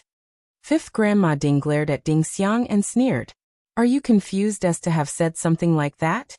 With a swollen face, Ding Xiang looked at Fifth Grandpa Ding with widened eyes. Grandpa, why can't we live separately? We can still treat you well when we live separately. I don't want my parents to live a tired life. Moreover, neither of the uncles ever work well. Why can't we just live separately? Why not? Many people in our village live separately. Just shut up. They live separately for some reason, but many are living together. You should get out of our family if you want to live separately. I will see if you can survive. Fifth Grandpa Ding's face sank. Girl, you are definitely jinxed. You are talking nonsense. You were not like this before. How can you speak with me in such an impolite way? You are not being polite towards us. Ding Xiang said. What I want is just to live separately. Fifth Grandma Ding sneered. Why should we listen to you? You are nothing. I am nothing, then you can separate us. You. Shut up. Fifth Grandpa Ding snapped as he said with a sunk face. Girl, if you are jinxed, I will let you stay in the ancestral hall for a couple of days, and the gods will drive away the evil air on you. It was a naked threat. The ancestral hall was damp and dark, where the ancestral tablets were placed. People could feel cold and dank air in that place. It was always dark even in the daytime, let alone deep at night. Chapter 232 Rites of Discourse. It was not easy to stay there for a couple of days. At least for a teenage girl, it would be very scary. Ding Xiang looked up and said, I can stay there, but are we living separately afterwards? Fifth Grandpa Ding's face sank utterly after that question. Second son, do you want to live separately? No, no, of course not. Ding Erju was dumbfounded, wondering what made his girl say so. Fifth Grandpa Ding sneered. It seems that you have not taught her well. Hence the girl is totally jinxed. Ding Erju panicked. Dad, she is just confused. Ms. Zhou was terrified too. Ding Xiang, just stop talking. Apologize to your grandma and your grandpa. We are not going to live separately, okay? Don't talk like this. Ding Xiang glanced at her parents. She looked desperate and distressed. She had no rights of discourse. She could not change a thing. She tried her best to shout out what she was thinking, but everyone called her confused, jinxed. She was denied. She could do nothing when she was under someone else's mercy. She was capable of doing nothing. What a goddamned world. She just could not stand that anymore. No wonder. The original host died. She looked around and felt exhausted. Ding Xiang suddenly felt a bit desperate. Anyway, she was not going to tender any apologies because she never made any mistake. That was the bottom line she had. They could do whatever they wanted to her. She could not ride over them. Fifth Grandpa Ding forced her. Girl, just say sorry, we can drop it as long as you apologize. We are a family, and we will live happily forever. Ding Xiang sneered. This pretentious tone made her feel so disgusted. What were you pretending to be? You were not at all noble. She was not gullible. She knew that they were just trying to save their face. She was being forced to repent so that their reputation could be saved. She had thought that as long as she could draw the attention of the villagers, she could force the whole family to yield. But she was wrong. Nothing happened so easily. She was alone, and no matter how hard she tried, she could not get out of this mud. Seeing Ding Xiang staying silent, Fifth Grandpa Ding got angry and said coldly, You are definitely jinxed, so you talk nonsense. Elder, second and third son, just take her to the ancestral hall, so she can reflect herself in front of the ancestors. No, please, Dad. Ding Xiang, just apologize now. Dad, she is confused, I can discipline her later, but please forgive her. Ding Erju and Ms. Zhou turned pale as they begged for forgiveness. Ms. Zhou cried so hard that she almost collapsed, but for her sister-in-laws who supported her. The ancestral hall was very scary, but a maiden who was 15 years old, who could have a good marriage, would have her name ruined if she was ordered to stay in the ancestral hall. They would never find any good suitors for her. What was she going to do? Her life was ruined. Ding Xiang closed her eyes. She is jinxed, definitely yes. No normal girls would be like this. Fifth Grandpa Ding almost cried. What are you standing here for? Get her to the ancestral hall. What a shameless thing. Our family is doomed. Chapter 233 Qiao Xian's vision. No matter how much Ms. Zhou cried, Ding Xiang was still driven to the ancestral hall. The villagers exchanged murmurs among themselves. Some were talking about Fifth Grandma Ding, some were showing compassion to Ding Erju and Ms. Zhou, and some even believed that Ding Xiang had been really jinxed. True, she must be under influence. How else can a girl behave like this? Yeah, did you see her eyes? They look weird. She is a grandchild and she needs to behave like one. How could she talk to her grandparents like this? She is jinxed, and she is confused. I wonder if she will get better soon. Not sure. After the show, they all went back to their own homes. Ms. Fong felt a bit interested and sneered. That old woman is such an evil person. How could she force her own son and granddaughter to be like this? She will have to pay for her actions. Ms. Fong was gossiping when she saw Qiao Xian, who seemed to be totally transfixed. She tugged at her arm and said, Let's go home, you got frightened? Ms. Fong showed her concern. She was thinking that Qiao Xian grew up in the mansion instead of a village, and she might have gotten scared after she saw what happened. Qiao Xian brought herself back and smiled. I am fine, Mom. I just didn't expect such a thing to happen. No one did. Ms. Fong sighed. That grandma is too cold-hearted. Ms. Fong was complaining to young Xiaoni on the way home, but Qiao Xian was thinking about something else. She had gotten dizzy, and just like how she ran into the man whom she and Xiao Yunduan saved last time, she witnessed numerous images in her head again. Ding Xiang was in those images. She was going to have a very bright future. Qiao Xian made up her mind to help Ding Xiang out. She would lose nothing if that vision did not come true, but if she was right, then she would have saved an important figure. When she made up her mind, she started to think about how to do it. She decided to do it alone in secret. After all, she had no rights to get involved with other people's family affairs. And if she offered to help Ding Xiang, her family would not approve of it. They might call her evil too. It would be a tough thing to explain. If the rumor arose about her, she would be driven mad.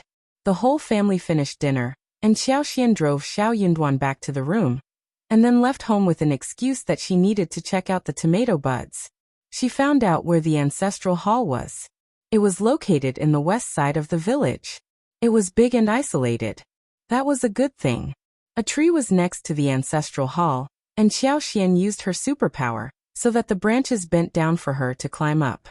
Then the branches took her to the wall and bent down for her to go inside the wall. Qiao Xian hopped down and started to walk in, within a safe distance.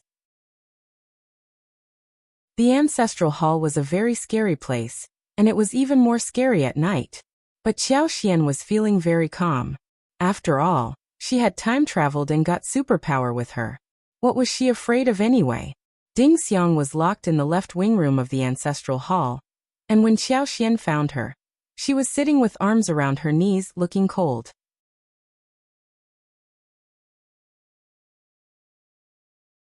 Chapter 234 Starvation. Both of them froze as their eyes met. Ding Xiang did not expect that someone would be here at night. Qiao Xian realized that Ding Xiang was not looking scared. This girl was indeed strong-minded. Ding Xiang glanced at the basket in Qiao Xian's hands. She seemed to have smelled something. She swallowed her saliva, and her eyes started sparkling. Have you got any food? Ding Xiang licked her lips and asked in a hoarse voice. She was really famished. She was never fed at her home, and no one gave her food after she was locked in the ancestral hall. When she heard the sound of footsteps, she thought that it was her mother. But it was not. She felt a bit disappointed, but not that disappointed. Ms. Zhou was too weak to fight against her grandma, who would definitely stop Ms. Zhou from giving her any food. Ms. Zhou could do nothing but cry. She was her mother, but she could not even defend her child who was tormented by her own family. She felt let down as she thought about this. She was so hungry that she did not even bother to ask why this woman was in front of her. All she needed was food. Qiao Xian smiled and let out a sigh of relief. She had been thinking how to explain to Ding Xiang when they met, but she turned out to be so straightforward. This was a personality she liked. When she thought of how she fought against fifth Grandpa Ding and the whole family, and she sighed. What a special girl. She was really different from ordinary farmers. Oh yes, but drink some water first, I have added some honey in it. Qiao Xian nodded and went to her. She squatted and took out the food and water for Ding Xiang. Ding Xiang took the kettle and poured the water into an empty bowl with shivering hands.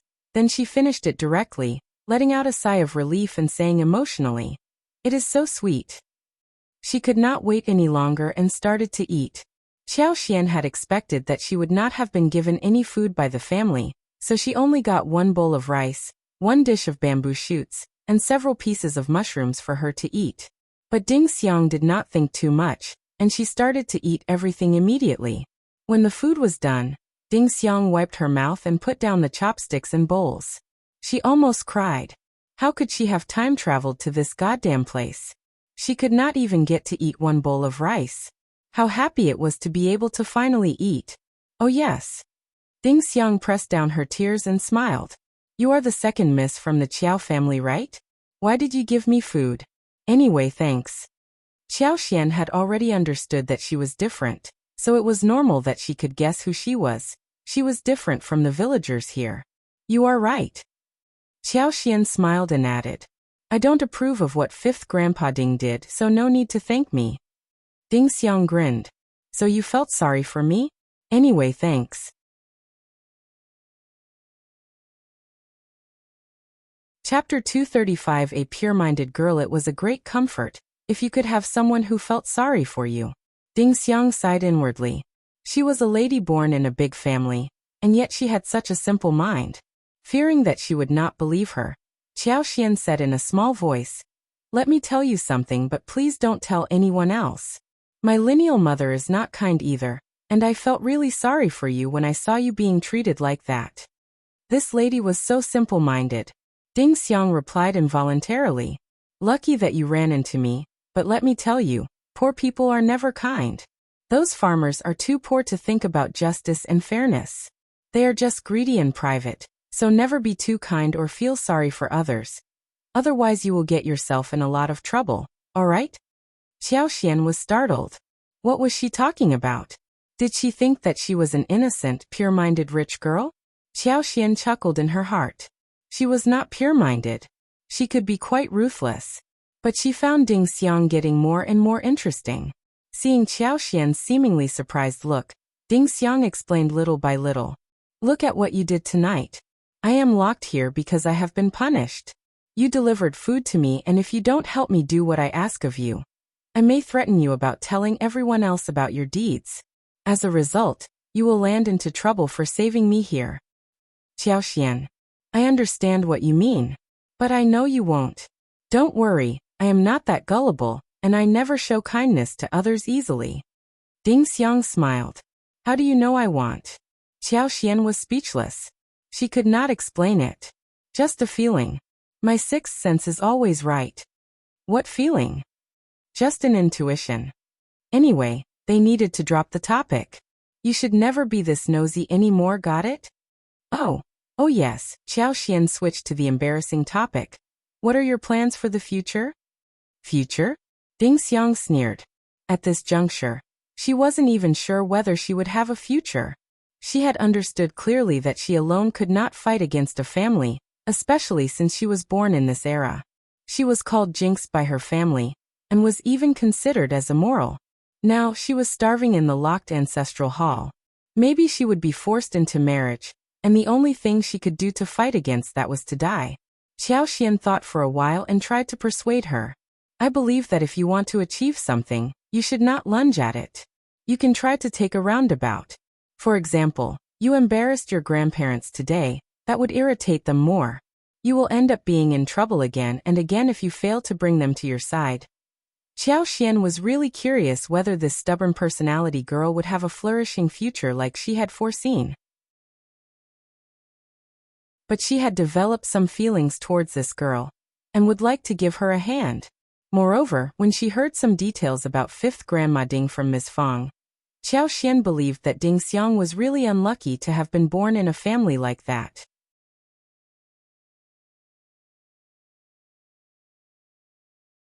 Chapter 236, where Ding Xiang smiled and nodded. You are right. But what she was thinking inwardly was that this noble lady simply knew nothing. Retreating and playing along? She would very much like to do so, but the problem was that it would not work out for her. Her parents had already been under the charge of her grandma, and neither of them would take her side. She was alone, and there was nothing she could do. She had softened her stance before, but that did not work. Her parents had been frightened and they could not change themselves. They were used to being like that, and she could not change them at all. Also, her grandma was a very tricky person, and when she sensed that she had instigated her parents to rebel, she would be doomed. There was nothing she could do, except to throw herself out to get them all condemned. But the result was that she lost the game completely. Honestly, the reason why her grandma treated her father like that was because her father was down to earth and the second son, who could accept his mother's bad temper. He was never treated well, but he never complained. That was why he ended up being like this. Obedient people always get bullied. Just go home, don't come back tomorrow. Ding Xiang said to Xiaoxian. Xiaoxian nodded, and gave 4 eggs wrapped in yellow paper as well as a small water bottle, as well as a tiny porcelain bottle with honey to Ding Xiang. You can eat them tomorrow. She could not come to this place during the daytime. If she was spotted, she would be in trouble, just as Ding Xiang said. Ding Xiang got startled all of a sudden. She looked deep into Xiaoxian's eyes and said lightly as she took over the things, "Thanks." Xiaoxian waved her hands, smiling. "I am leaving now." "Okay." The moment Xiaoxian walked out of the door, Ding Xiang called out and stopped her. She raised her hands to sort out the hair on her head, saying to Xiaoxian seriously, "If there is any chance in the future, I will repay you definitely. Thanks." This was the only kindness she had received after she came to this world. She would always bear this gesture in her heart. After all, her parents were kneeling down to her grandparents and had decided to leave her alone. How ridiculous! If they really loved her as their daughter, they would have done whatever they could to fight against her grandparents. At that time, her grandparents would not be able to do anything. They could not possibly kill them, right? The fundamental point was that she was not that important in their hearts. Qiao nodded with a smile, after she was taken aback for a moment. Okay, I will bear this in mind. Ha! Qiao was very happy. This was exactly what she had come for. It was great that Ding Xiang had the same idea. Ding Xiang smiled and could not help but get emotional. The second miss of the Qiao family was indeed so pure in mind. Qiao answered too straightforwardly to let Ding Xiang feel that she was just teasing her, rather than take her words seriously. But Ding Xiang was not joking. Qiao left the ancestral hall in the same way as she came in. She needed to head home fast. She felt glad inside her heart and felt that she had fulfilled her mission. But the moment she walked into the room, she ran into Xiao, who asked her, "Where have you been?" Oh well. Qiao normally returned to the room with Xiao, but it was very late for her to show up. So Xiao asked her curiously. She thought for a while. I just suddenly thought of the medical herbs in the yard. I just went to check them. After all, I hadn't seen them in a while.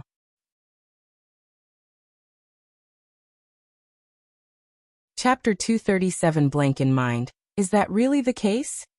Xiao looked at the clothes around her waist. Qiao looked down subconsciously and saw that her clothes had some strings stuck on them. She would not have such a thing attached to her if she had been in the yard for medical herbs. Qiao snapped at herself inwardly. Her husband must have become suspicious. She should have found a better excuse. She could have used this excuse to get herself out of the suspicion of the others in the family, but her husband was smart enough not to believe her words. Oh well. Qiao smiled and confessed, as she came to Xiao. Well, don't get mad if I tell you. I visited Ding Xiang at the ancestral hall, and I brought her some food. What? Hush. Qiao covered Xiao lips. Keep your voice down. As the gentle and soft hand covered his mouth, he could feel softness spreading across his body, so he was dumbfounded, not daring to move. He was about to talk when he realized that his lips would rub across her hand. He stiffened even more, and did not dare to move at all. His ears were totally red and he got so nervous that he started to breathe heavily. Qiao was so anxious that she did not realize what she had done. She blinked as she turned to him, looking pitiful. I can explain it to you. The two of them were standing very close to each other, and she looked so beautiful. She seemed to have a stimulating fragrance that went in from the tip of his nose, making him feel excited. With his eyes staring at her, he felt his mind turn blank. As she felt some warmth on her hand, Qiao suddenly realized what she had done. She had her palm over his mouth. This was very embarrassing. Qiao let out a small, low cry and blushed. She calmed down after a moment and withdrew her hand, repeating her words just to drive away the embarrassing moment. I can explain to you. As the soft feeling on his lips went away, Xiao let out a secret sigh of relief. But at the same time, he wished that the palm could have stayed on for a bit longer. You can explain now. His head had turned messy, and he spoke up randomly. Qiao coughed and composed herself. She started speaking in a small voice. I am telling you the truth. It is just. I found Ding Xiang very pitiful to have a family like that. No one would help her, so I gave her some food to eat. You won't think I'm nosy, right? I was reminded of how I was treated at the Qiao family. I am not blaming you. Xiao heart softened. As he heard her mentioning the Qiao family, he asked her gently, You were not noticed, right? Qiao had not expected that her explanation would work so well. She felt a bit guilty but smiled. I was careful. You should discuss such matters with me in the future, okay? Okay. I will keep this a secret for you. Don't mention it to anyone else. Of course you are the only person I told this to. Xiao smiled and felt much better. He reminded her again. Don't tell Mom about this either. It is never good to tell one more person about it. Actually, he was worried that his mother would blame her if she knew about it.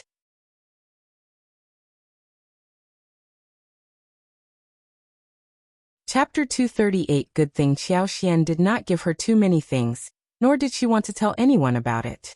But for Xiao Yunduan, who suspected her, she would not have disclosed it to Xiao Yunduan. So she just nodded and agreed. Unassured, Xiao Yunduan stressed some more, and then finally stopped. Xiao Xian let out a sigh of relief. The following day, Xiao Xian, Xiao Yunduan, Xiao Xiaoqi and Xiao Taotao went into the mountains for a walk. They did not find any major things the day before, and Xiao Xiaoqi wasn't very satisfied with the result. He was motivated to find some bigger prey. Feeling bored, Xiao Xian decided to tag along. When she proposed it, Xiao Yunduan suggested following her into the mountains as well, at the premise that he had not affected his study plan. He could make up for it later. The four of them went into the area they had never been to before. The green hills were quiet, the ancient trees were towering, and the thick fallen leaves were rustling. The temperature in the mountains was much lower than outside, and it was cool to walk in it. From time to time, the crisp and pleasant sound of birds chirping could be heard, and the echo reverberated through the valley, sounding quite melodious. With her superpower, Xiao Xian could see all the good mountain stuff. But they were only here to pick some precious mushrooms. Xiao Xiaoqi found some bamboo partridges in the forest, and hunted them successfully. Bamboo partridge were as big as pegans, and the flesh could be very tasty, different from ordinary roosters. They were just walking, when Xiao Xian saw something with her superpower. She saw that there was a patch of tea woods standing out on the valley in the southeast direction.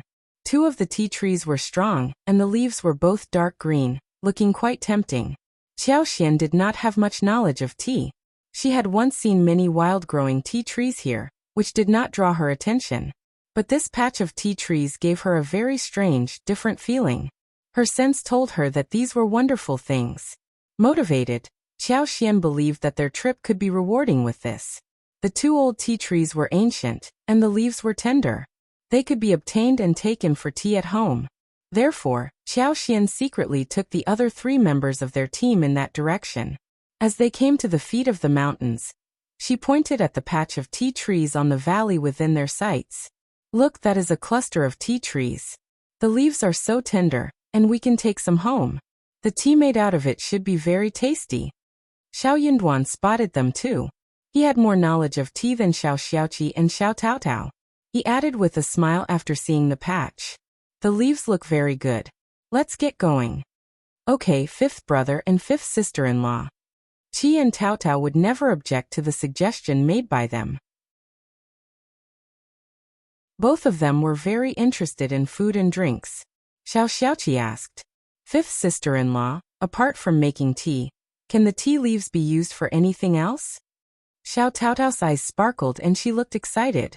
Xiao Xian nodded and smiled. Of course, they can be used to fry with shrimps, eggs, and make pancakes. We can use tea water to stew chicken and bones, and we can even add the leaves to braised dishes, or stir-fry anyway. Let's take them home.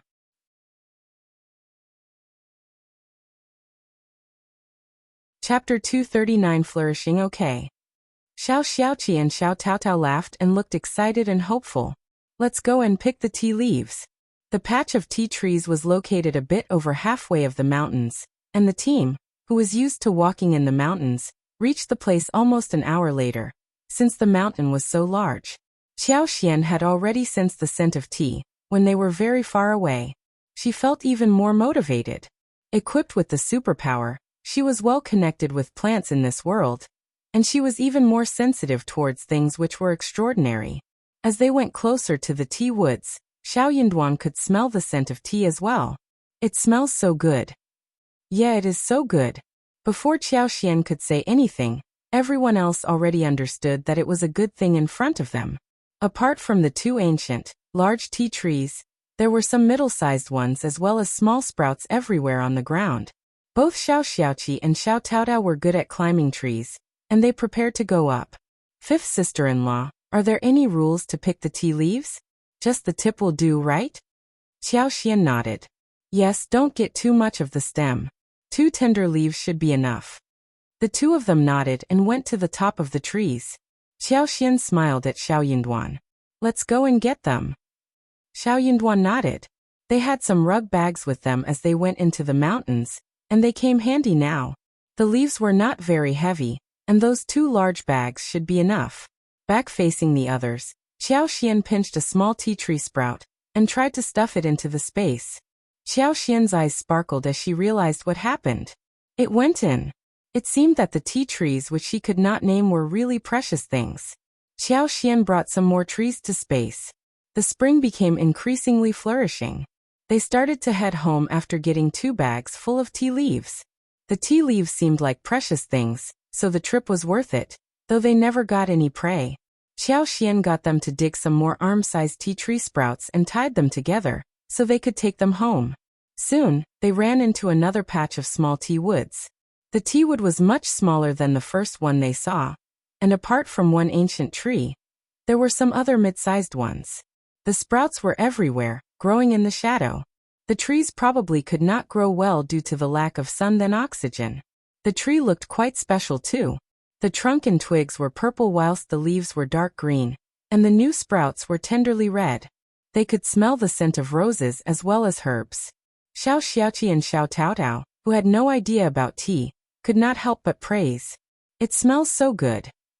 They did not want to leave like this, so they paused and started to pick some more. Xiaoxian delivered some more tree sprouts into the space, which accepted them as well. She got 7 or 8 pieces into space, and suddenly, she could tell that her superpower had been expanded. More importantly, the mist around the small wooden house was diminished to some degree. Surprised, Xiaoxian glanced about and without letting Xiao Yunduan see her, she pushed some more tree sprouts into the space.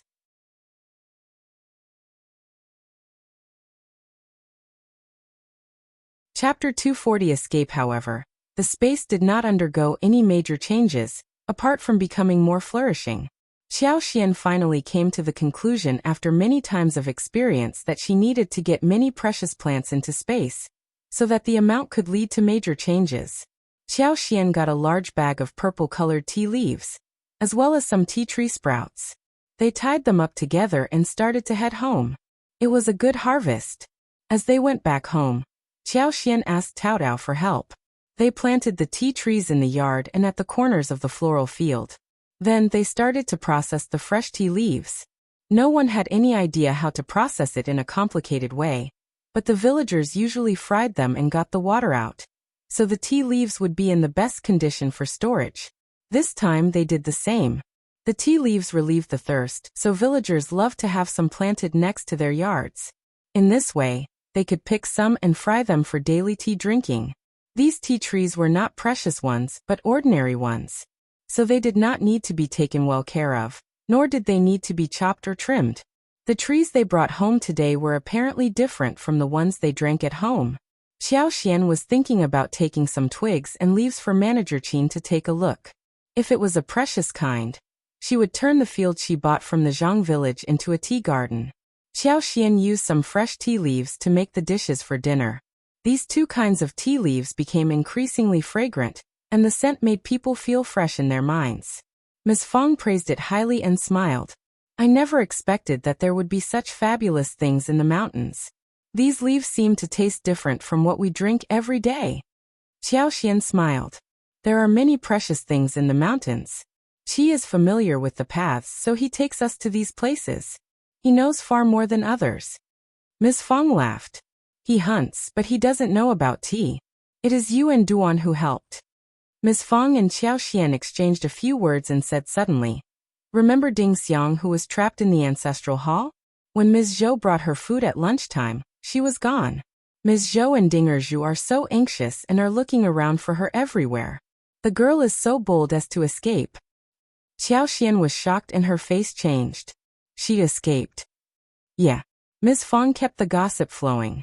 I never expected that this girl could be so stubborn. I thought she was a quiet one. But why did she run away when she was in the ancestral hall? Where can she go? Will she come back? She would receive even worse punishment when she returns because her grandparents are so angry now. Xiaoxian panicked. She did not give any response as her mind got confused. She had a feeling that Ding Xiang did not run out of the ancestral hall out of anger. More importantly, she felt that the girl was not going to come back.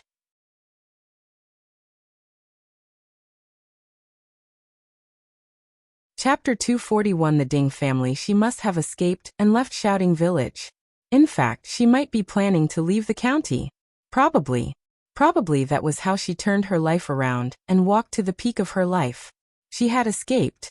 Did she save some extraordinary man who came to pay back his gratitude, so that they got married and she became rich due to her husband?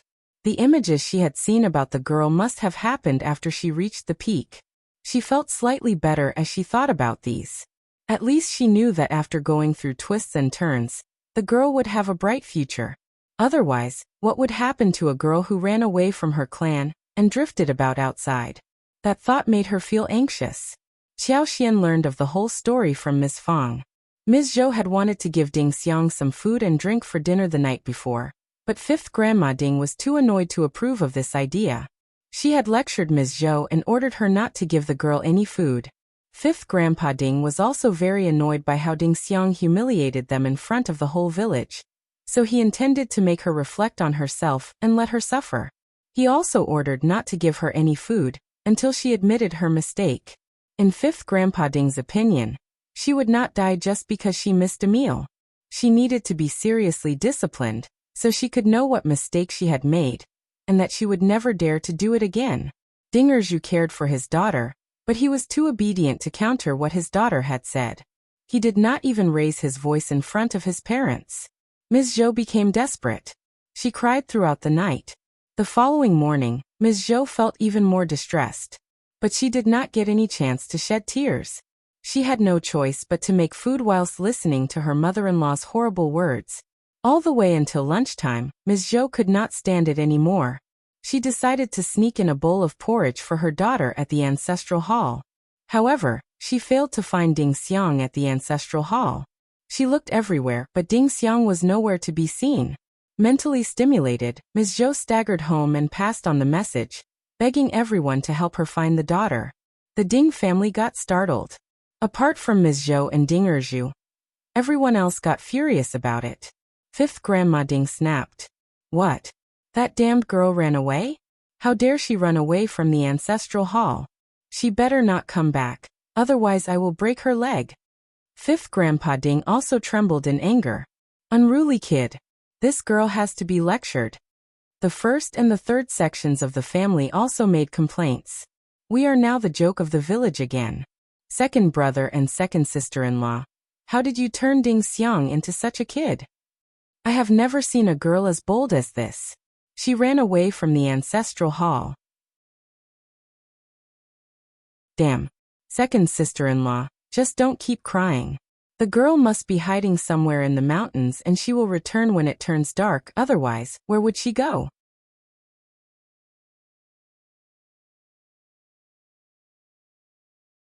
Chapter 242. Nowhere to be seen. Ms. Zhou glared at her third sister-in-law. Ms. Lu got startled by her unexpected glare. She became really furious after recovering a bit. She glared back and snapped. What are you staring at me for? Are you blaming me for not teaching your daughter well? Fifth Grandma Ding sneered. What are all of you making a fuss about? It is a small issue. Just drop it. The damned girl can return when she is tired outside. I will teach her a good lesson. Also, Ms. Zhou, how dare you ignore what I told you? Who gave you the permit to give food to the damned girl? Just wait for your punishment. Ms. Zhou could not stand that anymore. She cried. How can you all be like this? Ding Xiang is missing. You are not looking for her, but keep saying horrible words. If she is gone, I will kill myself too. Ms. Zhou rushed out. Ding Erju went out with her as well. Fifth Grandma Ding shouted. Stop it, second son. Are you trying to rebel against me too? With his eyes turning red, Ding Erju sobbed. Mom, that is my daughter. She is gone. What if something happens to her? I need to find her first, and I will receive your punishment when I find her. Having said the words, Ding Erju rushed out. Fifth Grandma Ding shouted.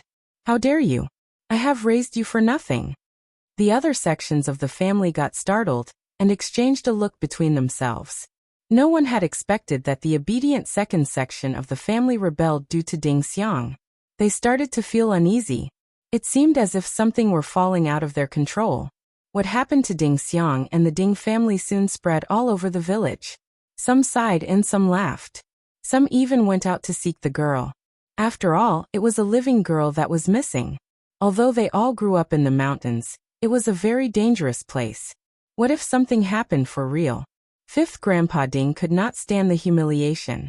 He ordered the other family members to look for her. Fifth Grandma Ding, who was still unwilling to do so, went out with the others after being lectured by Fifth Grandpa Ding. However, Ding Xiang was nowhere to be seen, even after half a day's search. They started to get anxious. The deeper they went, the more dangerous it would be. So more people went into the mountains to seek for the girl. Xiao Dalong and his brothers, who had just carried the mushrooms home, also went out to help.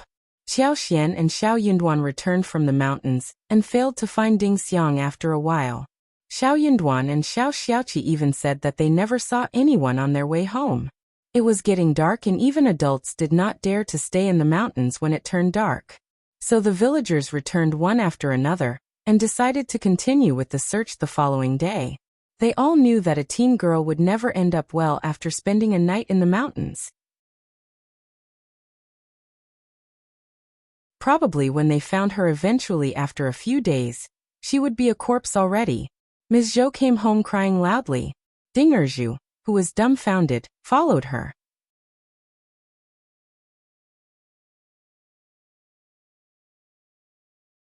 Chapter 243 Xiao Yunduan's consolation. The Ding family finally panicked. They who were fierce never thought about killing Ding Xiang. She was a living person, their child. Fifth Grandma Ding panicked above all. It had been she who caused all of this to happen. The more anxious she was, the more she tried to calm herself down. She pushed the fault onto Ding Xiang. Damned girl, how dare she rebel? Who taught her this? She doesn't want to be punished? Damned girl, totally damned. Inside the room, Ms. Zhou threw herself into Ding Erzhu's arms, crying with hatred. Just listen to what your mom is saying. How can she be so fierce as to call Ding Xiang names? She is trying to get us all killed. Ding Erzhu's veins on his forehead popped as he patted her shoulders, whispering, "Just calm down, Ding Xiang, she should be fine." During the night, most families in the village started to talk about this. They sighed. Those parents and grandparents, who never paid enough attention to their children, started to panic as well. They all said that it was Ding Xiang's fault for being rude and hot-tempered. Xiao Xian was more certain by this point that Ding Xiang had escaped the village. She had seen that Ding Xiang was different from the other village girls, and this was exactly what she would have done. The images in her head had shown that Ding Xiang would definitely become an outstanding and successful woman. But an isolated village girl like her, who intended to escape from her original family, would definitely have to go through some misery first. Xiao Xian felt quite emotional, and she looked a bit conflicted.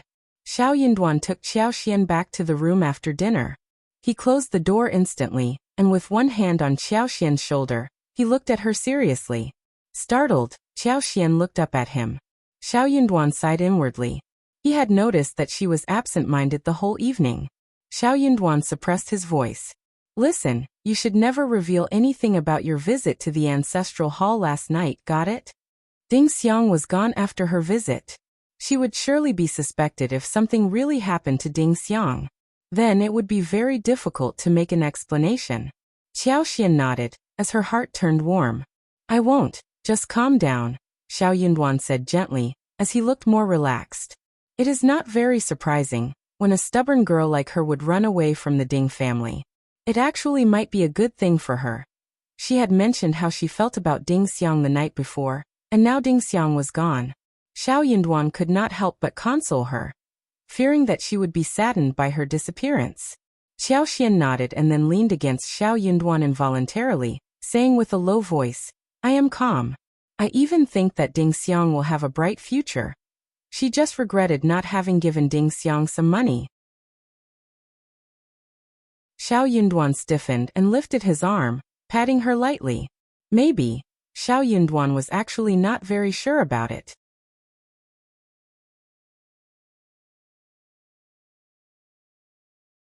Chapter 244 Separation. Ding Xiang had never been outside the village. A 15-year-old girl like her would definitely run into danger. Xiao Yunduan and Qiao Xian suspected that Ding Xiang had run away from the village, rather than in the mountains. The villagers spent 3 days but failed to find Ding Xiang. 3 days later they stopped the search. It was all they could have helped with. They all believed that Ding Xiang must have died in the deep mountains. Either she fell into the valley and went unnoticed, or she had been eaten up by a beast. A young girl would not stay alive after spending 3 days in the deep mountains. No one, except for Qiao Xian and Xiao Yunduan, thought that she would have escaped the village. That was beyond their imagination. Most of the villagers had only been to the town a few times, and some had never been to the town in their entire lives. No girl in her teens would be assumed to run away from home on such a long trip. That was just the least they could think of. Ms. Zhou was so sad that she shouted at 5th Grandma Ding and 5th Grandpa Ding that it was their fault that her daughter died. 5th Grandma Ding, who had been feeling a bit scared about her potential cause of her granddaughter's death, got even more furious hearing Ms. Zhou's blaming words. She slapped her twice, saying that she taught her daughter badly, and that it was her fault that Ding Xiang had done something like this. Ms. Zhou cried even harder. She wanted to live separately, or she was going to get a divorce. 5th Grandma Ding and her husband trembled in anger. 5th Grandma Ding forced Dinger Zhu to divorce Ms. Zhou, so she did not have to see Ms. Zhou anymore, who would remind her of Ding Xiang and make her uncomfortable. But Dinger Zhu did not agree. His daughter died and his son was only 3 years old. Now his mother was forcing him to divorce his wife? That was like killing him directly. 5th Grandpa Ding was annoyed too. He agreed with them separating from the family, but not right now, otherwise his family's reputation would be ruined. But both Dinger Zhu and Ms. Zhou made up their minds to leave the home directly. They even regretted not having agreed to live separately when their daughter said so. If they had done so on the other day, things would be different now. In fact, deep in their heart, they wanted to live separately too, just that they did not dare to say it out loud. Now their daughter was gone. They would definitely move out of the family for the sake of fulfilling her last wish. 5th Grandpa Ding snapped, and said that if Dinger Zhu and Ms. Zhou would move out of their family, they would be removed from their household, and they would have no attachment to the family. They would just pretend that they never had a son like him. Also, he did not need to support them when they got old. 5th Grandpa Ding said so decisively, because he wanted to frighten Dinger Zhu and Ms. Zhou, in case they thought about living separately again. He expected them to move out after 3 or 5 years, when Ding Xiang's disappearance was forgotten about. They would just sit and talk about this peacefully at that time. But not right now. 5th Grandpa Ding's decisive words made Dinger Zhu and Ms. Zhou feel worse. They had just lost their daughter due to his parents' intimidating attitudes, but his parents did not even feel sorry. Instead, they said such hurtful things. It seemed that the elders did not seem to care about them at all.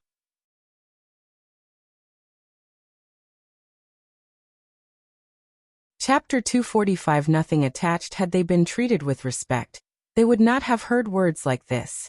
Hence, they nodded without hesitation. They wanted to move out of the family immediately, and started to live separately. Dinger Zhu even got a land officer and tribe chief as witnesses. 5th Grandpa Ding was so surprised and frightened that he wanted to sneak into the ground out of humiliation. How could this obedient son of his become so stubborn? But he could not revoke his words. He would be even more humiliated if he went back on it. So the whole thing was solved directly. With the young son in their arms, Dinger Zhu packed some clothes whilst Ms. Zhou carried away 2 cages of her dowries and left the Ding family. 5th Grandpa Ding was so fierce that he did not even give them any food. He expected them to come and beg for him when they could not survive. He would like to see how they could live.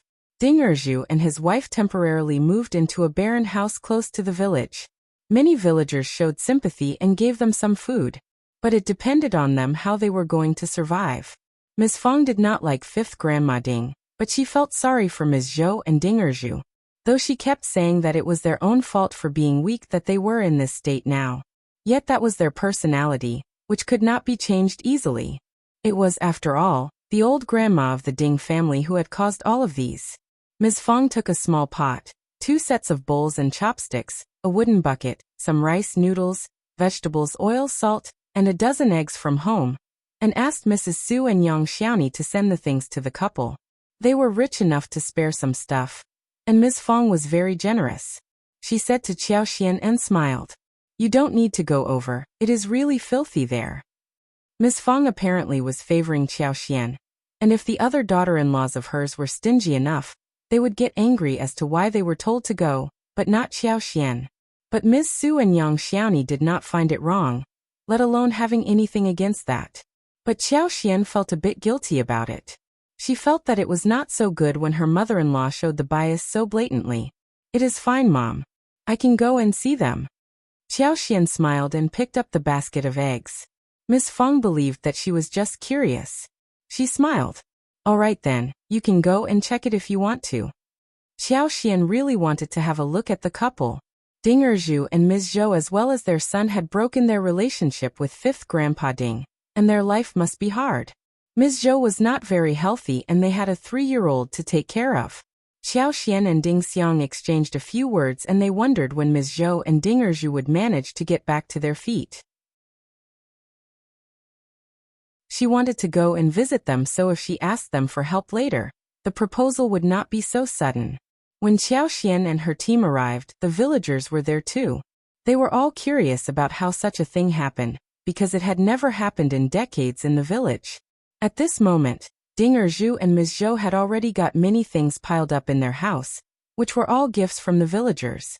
They had even repaired the house with wood and straws.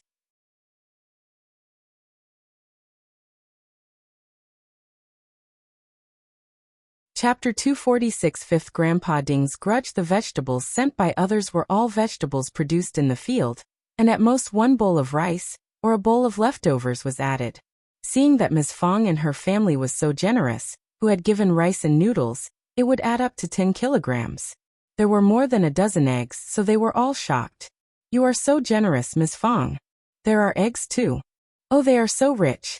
They all turned to Qiao Xian subconsciously, and thought without any hesitation.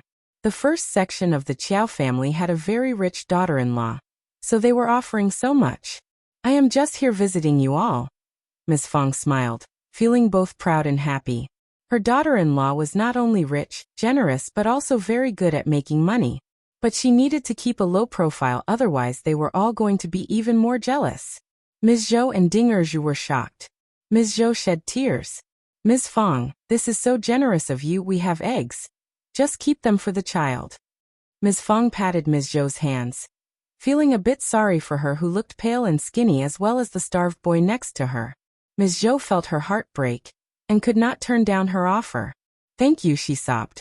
They could not help but console her, seeing her shedding tears. When it started to get late, they all went home to make food. Ms. Qiao and Ms. Fong left as well. Ms. Fong added, we are all living in the same village. If you ever need any help, just tell us, don't be shy. Ms. Zhou and Ding Erju nodded and sobbed. Thank you so much, Ms. Fong. When everyone else was gone, the small house was quiet again. Ms. Zhou and Ding Erju felt so sorrowful and relaxed as well. But they seemed to have seen hope ahead. Ding Erju said, I will go and dig a field tomorrow. I will not allow you two to get hungry. We will get better, little by little. Ms. Zhou nodded and sounded nasal. But, Ding Xiang, her daughter was gone forever. Ms. Zhou could not help but sob. Don't cry.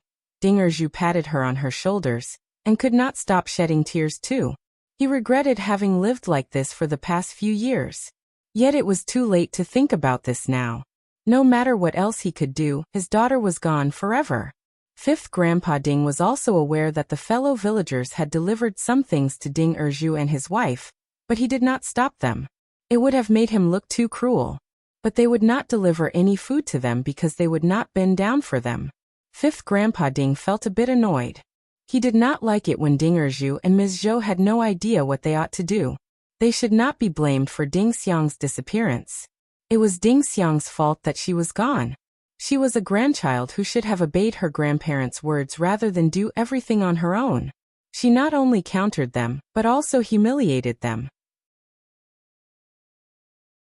Also, she did not listen to his suggestions.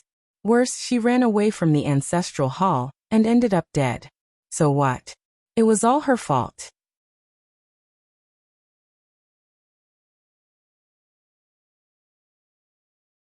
Chapter 247 Kind-hearted. It was completely her fault. Ding Erju had been obedient for so many years, but he countered them so fiercely. The whole family had become just too troublesome. At the first section of the Qiao family, when Qiao Xian and Xiao Yinduan went back to their own room, Qiao Xian sighed to Xiao Yinduan. Ms. Zhou and her family are so pitiful. I would like to help them. Xiao Yinduan frowned. His wife was too kind-hearted. He understood that she was feeling sorry for them, and she would feel bad if she did not offer them some support. Xiao Yinduan asked, "What is your plan?" Fifth Grandpa Ding is a stubborn man, and Fifth Grandma Ding is absolutely unreasonable.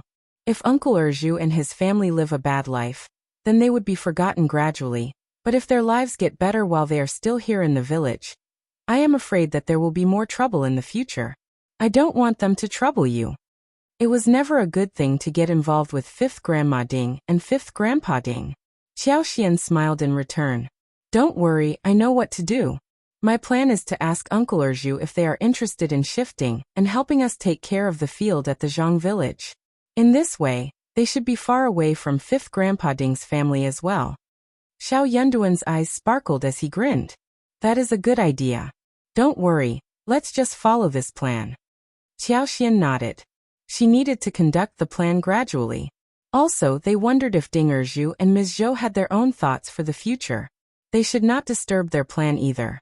Xiao Xian felt a bit tired after spending 2 days in the mountains. She planned to make lipsticks in the floral field at home in the near future. Ms. Su and Yang Xiaoni were still removing weeds, hence, only Qiao Xian and Xiao Taotao were busy making lipsticks. As for Xiao Xiaoqi, he had just run into the mountains alone for a walk. He was used to running in the hills. Despite being young, he was very rich in experience, so no one stopped him. In the evening, after Ms. Su and all left, Qiao Xian went to the floral field alone. She had a basket with her. She had told the family about getting the wolfberry sprout home for frying. But in fact, she was there to pour in her superpower. The pomegranate flowers would not bloom until some days later, but Qiao Xian could not wait. She wanted to use the flowers to make lipsticks, and she needed to use her superpower to hasten the process. Also, she was going to try and make the tea trees grow. She concentrated hard, and her superpower moved with her heart. An invisible energy wave spread out layer by layer like ripples on the water surface. Under her control, all of them went in the direction she wanted. A quarter of an hour later, Qiao Xian relaxed and let out a sigh of relief. She looked at the pomegranate flowers, bright and red hanging on the branches of the trees. Most of them had already bloomed. By the time she came tomorrow, they would all bloom. Apart from these, there were new flowers that were yet to bloom. Those transplanted tea saplings had also taken root, and the leaves were green. They were full of energy, and there was no slack in the slightest. Satisfied, Qiao Xian hummed, and went to pick the wolfberry sprouts. She picked up a small patch of wolfberry, which was growing brightly. The sprouts had spread and the wolfberries were ready.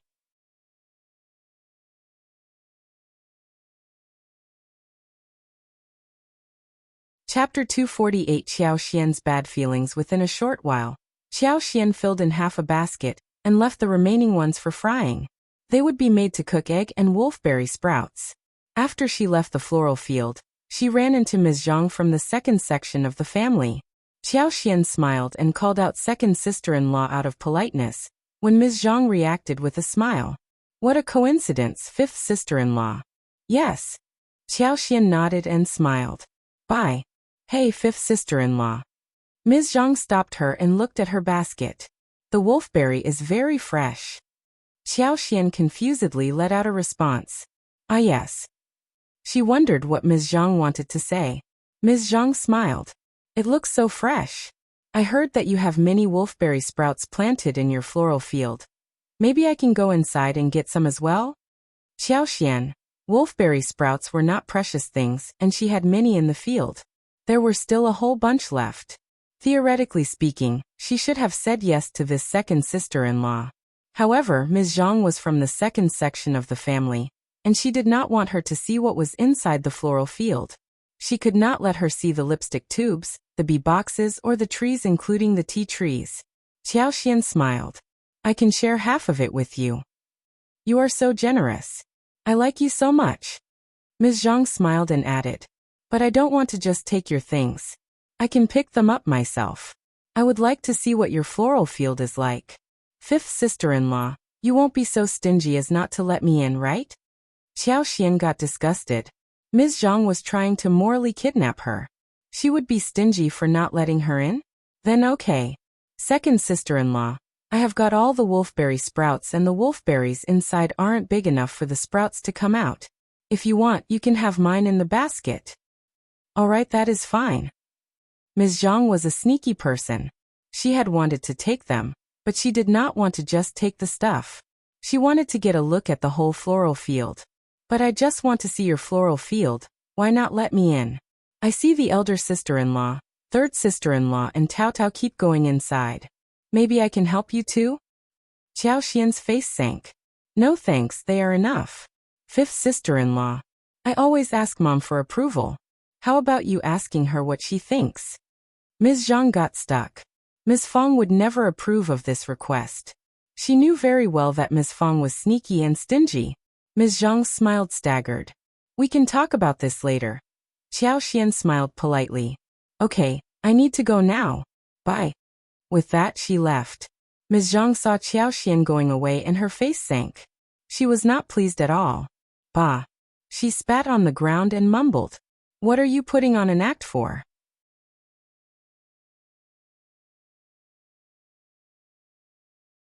Chapter 249. Dumbfounded, Ms. Zhang was not interested in Qiao floral field. She just wanted to get close to Qiao. If she was able to persuade Qiao to let her work for her, she could earn 10 won a day easily, which would be great for her. But she also understood that the likelihood of it happening was very small. Hence, she thought about borrowing money from Qiao. Her brother's wife was soon going to give birth to a baby, and they needed money. But her mother-in-law was too stingy to loan her any money, so she had to come up with some other ideas. She had 2 sisters and 1 brother. The 3 sisters were all taught to treat their brother well since they were young. They were repeatedly told that the brother was the only offspring of the Zhang family. Their brother had a sweet tongue and he treated his sisters well. So the sisters were good to him too, and continued to help him even after they got married. Now his wife was going to give birth, and she had to get some money and other things to help him. She had been watching Qiao these days, and wanted to get close to her. But Qiao barely stepped out of the house. Moreover, she was always with someone, so she never got the chance to speak with her. So Ms. Zhang went to the floral field to meet Qiao when she heard that Qiao was there alone. But she was still a bit too late to run into Qiao inside. Otherwise, she could just have exchanged some more words with her alone. She could even help Qiao do some work at the time, so that Qiao would not turn her down if she made a small request. Also, she never expected that Qiao was so blunt. She had said it so straightforwardly, and Qiao should have at least approved this small request since they were in the same family. Why was she not allowed to see the floral field? But Qiao just turned her down. She could also tell that Qiao had no interest in speaking with her, let alone getting close to her. She needed to find another opportunity to speak with her alone. But the chance was very slim. Ms. Zhang was so annoyed that she had no idea what to do. Qiao did not bother about this encounter. She was not even afraid of Ms. Niu. How could she be afraid of Ms. Zhang? What she had not expected was that second uncle and third uncle came to their home again. Both of them were very displeased. They kept blaming Qiao for hiring cousins rather than them, and said that it was not at all reasonable on her part. She had promised to hire them when she had some more work to do. Qiao told the others that she paid 10 won a day, which second uncle and third uncle were happy to accept. It was always good to get some payment. Qiao did not turn them down. She nodded and smiled.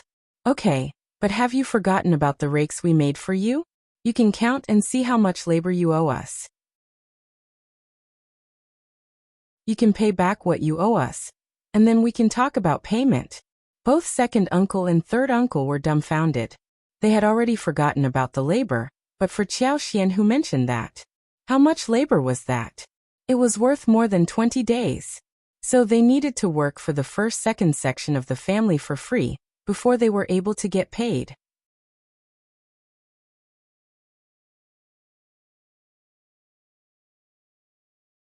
Chapter 250 Attitudes. How could that be possible? Second uncle immediately said, "Your work is your own. How can you take the shared labor as personal labor?" Ms. Fong took her daughter-in-law's side. She snorted. "Why not? I support her. Anyone who has an opinion against that, come to me." Qiao smiled. "Thanks, Mom." Who would dare to speak with Ms. Fong? Also, Xiao Sanlang and the others in the family could tell that Qiao was teasing the second and the third sections of the family, so they were glad to watch the show. Eldest uncle, who wanted to keep his face, did not dare to counter his wife, when his family took so much advantage of Qiao and her dowry. Qiao continued, "I have rules for my work. You need to produce 20 pieces of a particular size and dimension every single day, otherwise the payment won't be given. If you want to work under such strict requirements, you can do that." Second uncle and third uncle turned pale. They had no interest in doing the labor work. They were even less willing to work 20 days for free. Xiao Yinduan added, "It is really hard work. We don't want you to do that, that is why we hired someone else. If we have some other easy work, we will turn to you for help." Second uncle and third uncle snorted and left. They were not interested in doing heavy labor. But they felt a bit regretful by this point. They should not have signed that paper to start with. That was not right. They felt so annoyed that they had to work for approximately 20 days for free if they ever wanted to work for Qiao in the future. Ms. Fong laughed. "It was a great idea. If they ever want to ask for our help, we can keep bringing up this note again and again." Xiao Sanlang laughed. "That is really good." Eldest uncle frowned and glanced at Qiao sighing. But what? Ms. Fong snapped. "Isn't it good that we have rules to deal with each other? Who wants to work for free? We can offer help, but they need to pay us or make an equal return. Isn't that reasonable? We would need help as well." Ms. Fong sounded so firm that eldest uncle snorted. "You don't understand." Ms. Fong rolled her eyes. "Then you can stop talking about it." The others simply ran away when they saw an argument coming. Seeing the scene, Ms. Fong left and eldest uncle was alone in the room. Eldest uncle was so annoyed. "You know nothing." What were they all doing? They did not have any love for others. Eldest uncle got very annoyed and believed that it was Miss Qiao who had changed everyone's mind. But Qiao idea made the others in the family feel so motivated. They had a rooster to eat for dinner that night. Xiaoqi had brought one home from the mountains. She put the chicken nuggets in a large bowl, added seasonings, dried dates, ginkgo and lotus seeds. Then she put them in a large pot and steamed them with water.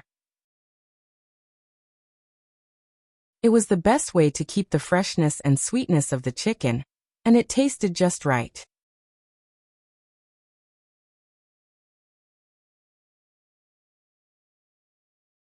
Chapter 251 Hard working. There were many fish in the big water tank, so a big catfish was caught and stewed with eggplants. Qiao also saw that the salted duck eggs she had marinated a while ago could now be eaten. They were not too salty. She peeled several of them.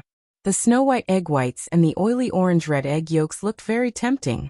Also, there were other dishes including a plate of stir-fried wolfberry buds, wolfberry egg drop soup, cold yam slices, cold fungus, peanuts and green peppers.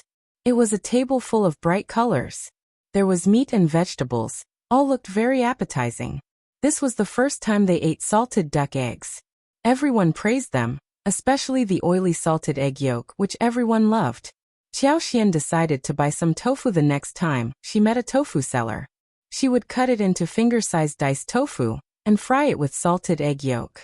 The taste would be very good. The following day, Xiao Dalong and the others were still going to chop mushrooms. It would mostly be done in the next 2 days. After that, they would use a saw to cut the fungus material into a suitable length, and then build a shed. With that, the fungus room would be completed. Qiao Tao Tao, Ms. Su and Yang Xiaoni continued to work in the floral field. Seeing the pomegranate tree blooming, they were all amazed. However, when the pomegranate flower bloomed, it meant that a new lipstick variety could be produced. Everyone was looking forward to it. Qiao Xian was very generous. When the lipsticks were done, she gave one to each, which was quite tempting for the ladies. Yang Xiaoni and Ms. Su helped to pick the flowers before getting down to weeding. Work hard, we will be done with the weed in a couple of days. Okay. Having exchanged a few words, they started to work hard. Qiao Xian was worried that Ms. Zhang would appear here, which might be a potential trouble. She needed to send her away. She was not going to let her in. However, Ms. Zhang did not appear. That was quite surprising. She was sure that when Ms. Zhang sucked up to her the day before, she must be planning to get something out of her.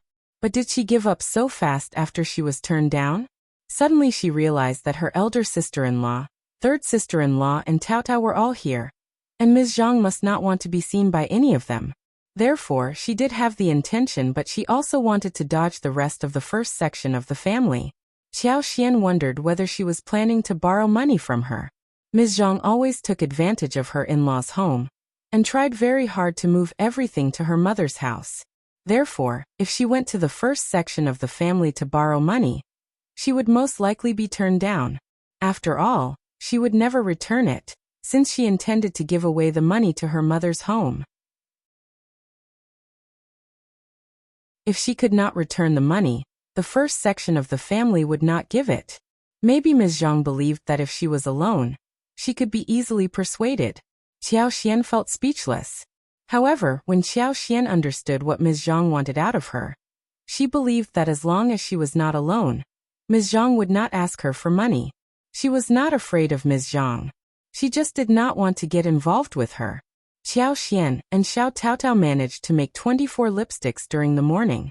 It was a blended shade consisting of red and orange color, beautiful and shining like the sun, tempting and lustful.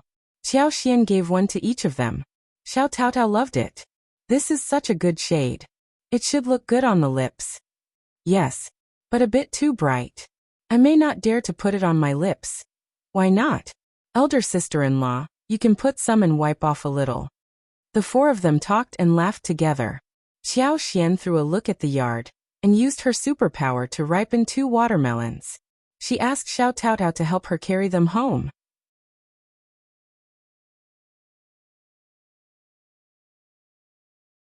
Chapter 252 Watermelon. Let's see if they taste good at lunch. Xiao Taotao smiled. Of course they are sweet. You planted them. Qiao Xian smiled. Your tongue is sweeter. Taotao smiled shyly. This watermelon was bigger than a large bowl, green in skin with dark stripes. At the knock by slightly buckled knuckles, it gave a crisp and elastic sound. Qiao Xian suddenly started drooling. She knew that the watermelons she planted would taste sweet. Ms. Fong and the others in the family had never seen watermelons before. They had only heard about it from Qiao Xian. Can watermelons be eaten raw? It is so sweet. I heard about a kind of sweet melon that can be eaten raw. It is very sweet. Lu Yan's eyes widened. A watermelon? Was that a real watermelon? She did not see it wrong, did she? Did second miss manage to get watermelons? Lu Yan could not help but comment. Watermelons are precious things and we don't usually see them here. Every summer, old master can get 3 or 4. He and Madame Qiao take them as treasure. When you cut the red melon inside, there is a lot of juice and a fresh fragrance. I heard that it tastes very sweet. Lu Yan was a maid, but she worked for the county magistrate, so she did have some knowledge about unusual things. Hearing what she said, everyone looked at the watermelon with respect and treated it carefully. Is it so precious? Then it must be a good thing. We are so lucky to get a taste of it. Ms. Fong asked. Ms. Qiao, just save them to make money, since they are so precious. They all nodded and agreed. The farmers knew that precious things should not be ruined, but sold. That was what a farmer's family normally thought. They were already very satisfied and grateful to have been able to taste this precious thing.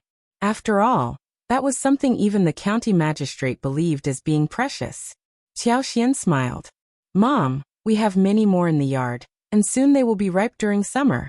We can eat them as much as we can, not as precious as you think. We have enough seeds and we can plant as many as we want. Ms. Fong smiled and waved her hands. Just sell them for money, we don't want to eat them. It is fine, we have a lot of money now, but we need good food. We can plant some more next year and sell them. Ms. Fong laughed. Haha. As she thought about the fact that the family was not bad for money now, and watermelons could be grown in this field as Qiao Xian said. It was not too uncommon to be able to grow them in the field. So she said nothing more. But what she did not know was that Qiao Xian had used her superpower to ripen the watermelon. Otherwise they would not grow this big. Normal people would not be able to get this without spending much energy, and the fruits might not have grown so well either. Honestly, watermelons attracted bugs. If it was raining during flowering and fruiting, the fruits might be dead. But for Qiao Xian, none of these was a problem. She could always dodge it successfully. Therefore her watermelons grew well, big and numerous. Ms. Fong and the family had no idea about this, so they believed what Qiao Xian said about how to plant them, and dropped the idea of thinking of them as precious.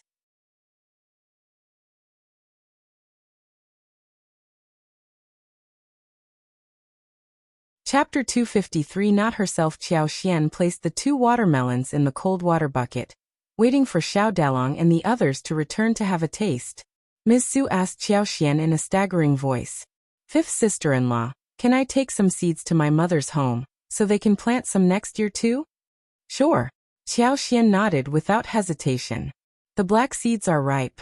You can take back as many as you want. Overjoyed, Ms. Su said. Thanks so much, 5th sister-in-law. Ms. Su felt so happy when her request was granted so easily. After lunchtime, they surrounded the table and looked at the watermelon with wide eyes. Ms. Fong felt a bit nervous as she cut it. With a crisp and low sound, the watermelon burst open. The flesh of the melon was bright red, with countless black seeds inside. This watermelon was brought back from the wild. It was not the excellent variety like the modern times. There were relatively many more seeds. But the watermelon tasted much fresher too. It tastes so good. Xiao Sanlang swallowed down the seeds. Young Xiaoni licked her lips, smiling. Yes, it looks very tasty. Ms. Fong threw a look at the couple, who were only out for food. She cut the watermelon into pieces and picked them up carefully.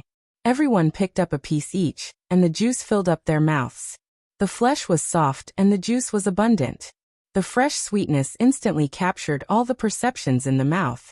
In an instant, all the cells in the mouth were mobilized, and they couldn't wait to swallow. Different voices rang in the room. I want more. Oh God, it is so tasty. Sweet and juicy, full of flesh. No wonder it is precious. So tasty. Ah, I can eat up the whole thing. They all spoke highly of the fruit, and just could not stop. Even Lu Yin was given a piece.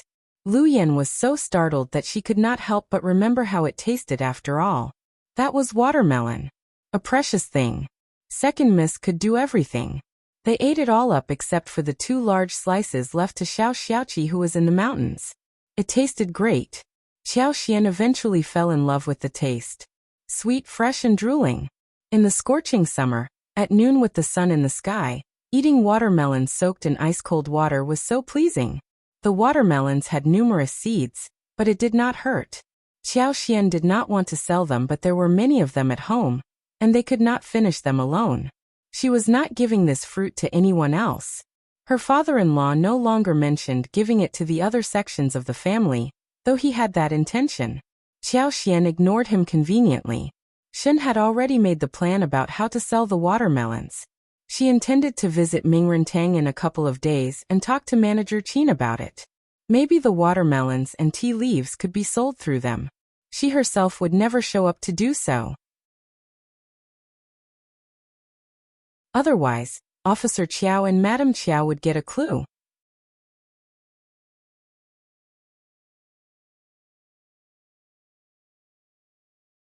Chapter 254. Not returning. Thinking that even her parents were not able to eat these precious things throughout the summer, Qiao Xian could not help but feel glad. She was going to sell the watermelons at a high price to some rich people, someone like her parents. Ding Erju and Ms. Zhou were not living a good life. The water and field had been opened by someone else, and Ding Erju was left with barren land. He had no money to buy a field. He could earn a little bit by opening a few mu, and when he had more money he could sign a contract. But no one would expect to give the money in advance. At this rate, they would definitely starve. Opening fields was not easy, especially when the weed was growing so crazily. Their son was only 3 years old, and he could not be away from his parents. But Ms. Zhou did not want her husband to work alone. She was anxious too. 2 of them were very slow, but one person alone could not finish the work. Half of the year had already passed. Now they needed to hurry up to open up wasteland, plant some taro soybeans. They hoped to rush into harvest before winter came. If it was delayed, there would be no harvest in autumn and winter. Then what would they do? They had already made the plan. In autumn and winter, they would go up into the mountain to dig yam, and in autumn, there were wild chestnuts, date in the mountains too. They could dig mushrooms too. They would probably ask the first section of the Qiao family to see what they could eat. Also, Ding Erju would chop some wood and sell it in the town. In this way, they might be able to buy some thick clothes and food for winter. It was so difficult to live through these days. But they would not regret this life which they had chosen. They were going to continue to persevere no matter what. The couple had to bring their son along for the wasteland opening. They put the son under the tree and started to work. The 3-year-old was so naughty that he kept playing with mud, stones, weeds, and when he was fed up with it, he ran around. Ms. Zhou had no choice but throw away the shovel to catch her son. Ms. Zhou felt so tired that she had to carry the son on her back all the time. In this way, she could catch him whenever he tried to run away. But the sun was too strong for the son, so he got sunstroke and developed a fever during the night. The couple got so frightened that Ms. Zhou almost passed out. Ding Erju tried to borrow some money from his parents to visit a cheap doctor, but 5th Grandma Ding and 5th Grandpa Ding refused to give him money. 5th Grandpa Ding told him that he should apologize first before being given the money, and make the promise that he would never rebel against them again. Otherwise, he would get no money at all because he was not part of the family and could not get anything from him. Ding Erzu's heart was broken. He had respected his parents for more than 30 years, and that was what he got. His parents threatened him with his 6 sons' life. If he returned to the family, he would be humiliated to death. His wife and his son would suffer even more. Ding Erzu turned away without looking back. He had his teeth clenched and knocked at the door of the first section of the Qiao family.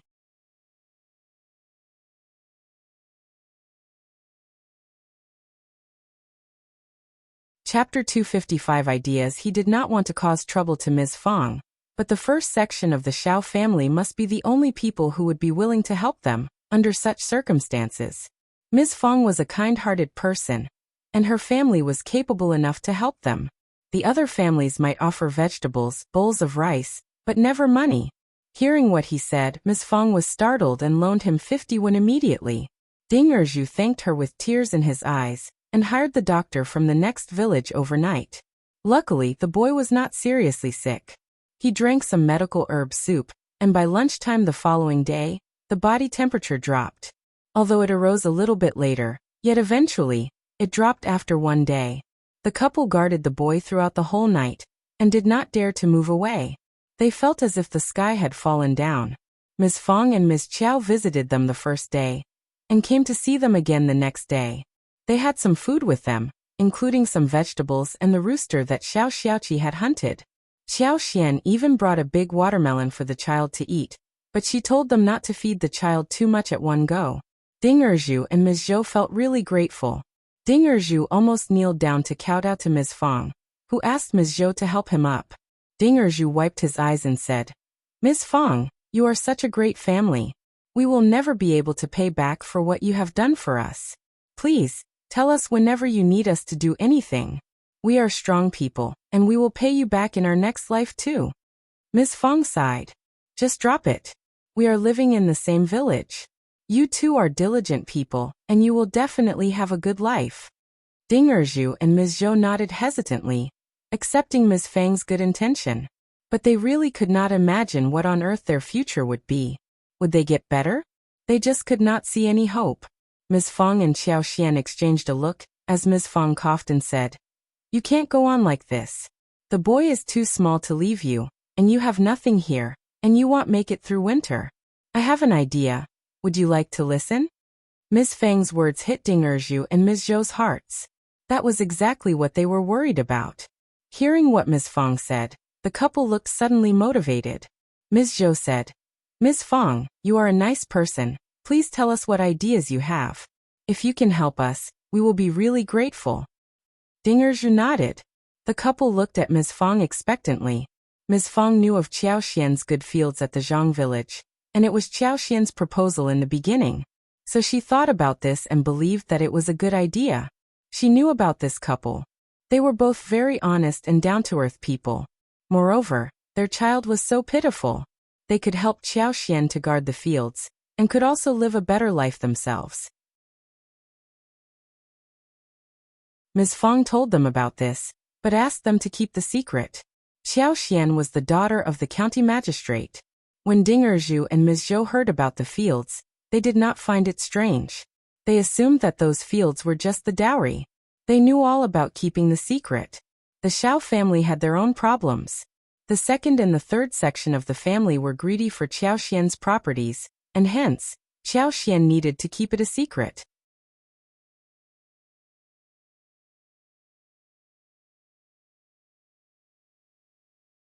Chapter 256. Nosy. The couple got overjoyed and could not wait to immediately implement the plan. Don't worry, we will work hard and watch the fields, and we will never reveal anything to anyone. Ms. Zhou sobbed. I really have no idea what to say. Qiao Xian smiled. I need to hire someone to watch over the fields anyway. We know you well and trust you. Some land officers can be sneaky and the business may not be so easy. So please, second Uncle Ding, I will check the fields every 15 days. The rest will be in your hands. Ding Zhu panicked a little, feeling nervous and anxious. He had never watched over any fields before, and he had no idea whether he would be able to do a good job at it. But he cherished this opportunity that no one else had got. Also, for his family who had already fallen in despair, it was an excellent thing. I will be fully devoted. When the deal was done, Qiao Xian told them with a smile that they should move there early. In fact, the next morning, she asked them to wait outside the village. She and Xiao Yunduan would take the bull there and pick them up. Since the deal was a secret, no one from the village should see them together. Ms. Zhou and Ding Zhu nodded. As the couple said bye to Ms. Qiao and Ms. Fong, both of them felt a huge load off their chests. They were highly motivated. Good, this is good. Yeah. Ms. Fong and her whole family are nice people. We have to work hard. Yes, of course. At 5th Grandpa Ding's home, 5th Grandpa Ding heard about Ding Zayashi's fever getting better, and let out a sigh of relief. But then he felt even more annoyed. He believed that the Xiao family should not get involved with them. But for the Xiao family, he might have forced Ding Zhu and his wife to come back home. As of now, he looked like the ruthless one. Nosy family. They are burning their money. 5th Grandpa Ding complained and asked 5th Grandma Ding to take 10 eggs, several kgs of rice and some beans, eggplants and chilies to visit Ding Zhu and his family. Just go and check on them. They are still part of the Ding clan. 5th Grandma Ding snorted unhappily, but did not counter him. Yes, they should not be too cruel because the villagers were spreading all sorts of rumors. But it was their fault. It was her second son and his weird family who knew nothing better. They were weirdos who pretended to be honest and obedient. They were actually the opposite. This matter should not have become such a big deal. 5th Grandma Ding got so annoyed whenever she thought about this. Visit them? Give them food? No way. They don't deserve the eggs. They will never get any food from us. 5th Grandma Ding snapped and took 4 eggs out of 10, and scooped out a bowl of rice. After that, she left for Ding Zhu's residence with the eggs, rice and vegetables. The watermelon was sweet, red and juicy. When Ms. Qiao and Ms. Fong left, Ms. Zhou asked Ding Zhu to cut it open and feed Ding Xiaosher. Ding Xiaosher loved it and smiled brightly. The couple tasted it too and praised it highly.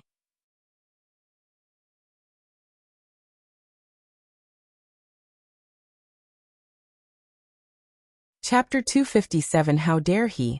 What is this watermelon? It tastes so good. Yeah, they are so generous and friendly. Ms. Zhou even remembered what Qiao Xian had said. She mentioned specifically that they should not give their son too much of this fruit. So the 3 of them ate half. and kept the rest for the evening. Qiao also said that cut watermelon could not be eaten the next day, otherwise it would turn rotten and cause diarrhea. Fifth Grandma Ding arrived after they ate some watermelon. The moment she walked in, the warm air of the room turned cold. The family had a bad look on their faces, including Ding Xiaosher. Fifth Grandma Ding glared at them and snorted. "What are you staring at me for? Not calling me?" Ms. Zhou's lips moved, and then she turned away. She was silent, saying nothing as she bit the lips. Calling her? The whole family was a pack of beasts, they were not people. Ding Zhu opened his mouth but uttered no sound. He was used to being ordered around by his mother, and he subconsciously was going to address her as mother. Yet when he thought of how his family was treated, he stopped himself. "You ungrateful people," Fifth Grandma Ding said angrily. "I am bringing you food and you are treating me like this? You are not even calling me mother?" Ding Zhu sneered. "I have moved out of the family and kowtowed to you. I can't call you mother. I can't afford to call you mother." "You." Fifth Grandma Ding shivered out of anger as she pointed at Ms. Zhou and said, "You bitch. You must have told him to do so. My son used to be an obedient person, but after he married you, everything changed. You bitch must have told him to behave like this. You have caused so much trouble to my son. Are you satisfied by what you have got now? You will have to pay for your deeds." "I am going to pay for my deeds," Ms. Zhou screamed. "I can bear the payment, but will you be able to bear the consequences? Are you afraid? How dare you?" Fifth Grandma Ding continued to snap, and started to roll up her sleeves to hit Ms. Zhou. "You bitch." Ding Zhu suddenly stopped her, and responded with a sunk face. "Just go home. You don't have to take care of us. Also, we don't need your stuff. Just take it back with you." Fifth Grandma Ding looked at Ding Zhu with disbelief. Her lips were shivering but she just could not utter a sound. Her son was always obedient and did not dare to disobey her. She never believed that him moving out of the family was a big deal. She never thought that an obedient person like him would ever achieve anything good. He was just a stupid coward who would make no big deal after he moved out. She thought that he would always want to return and beg her. But it was not until this moment did she realize that she was wrong. How dare this coward say things like this? "I am going to see how much further you are going to last. How are you going to survive? I will wait and see. Don't blame me for not taking care of you." Ding Zhu turned around and tried to hold his misery. His mother never liked him because he knew that he was not pleasing enough. But what he had not expected was that his mother would treat him like this. Fifth Grandma Ding sneered and was about to leave, when she saw Ding Xiaosher bending over the short table, trying to put some melon with seeds into his mouth.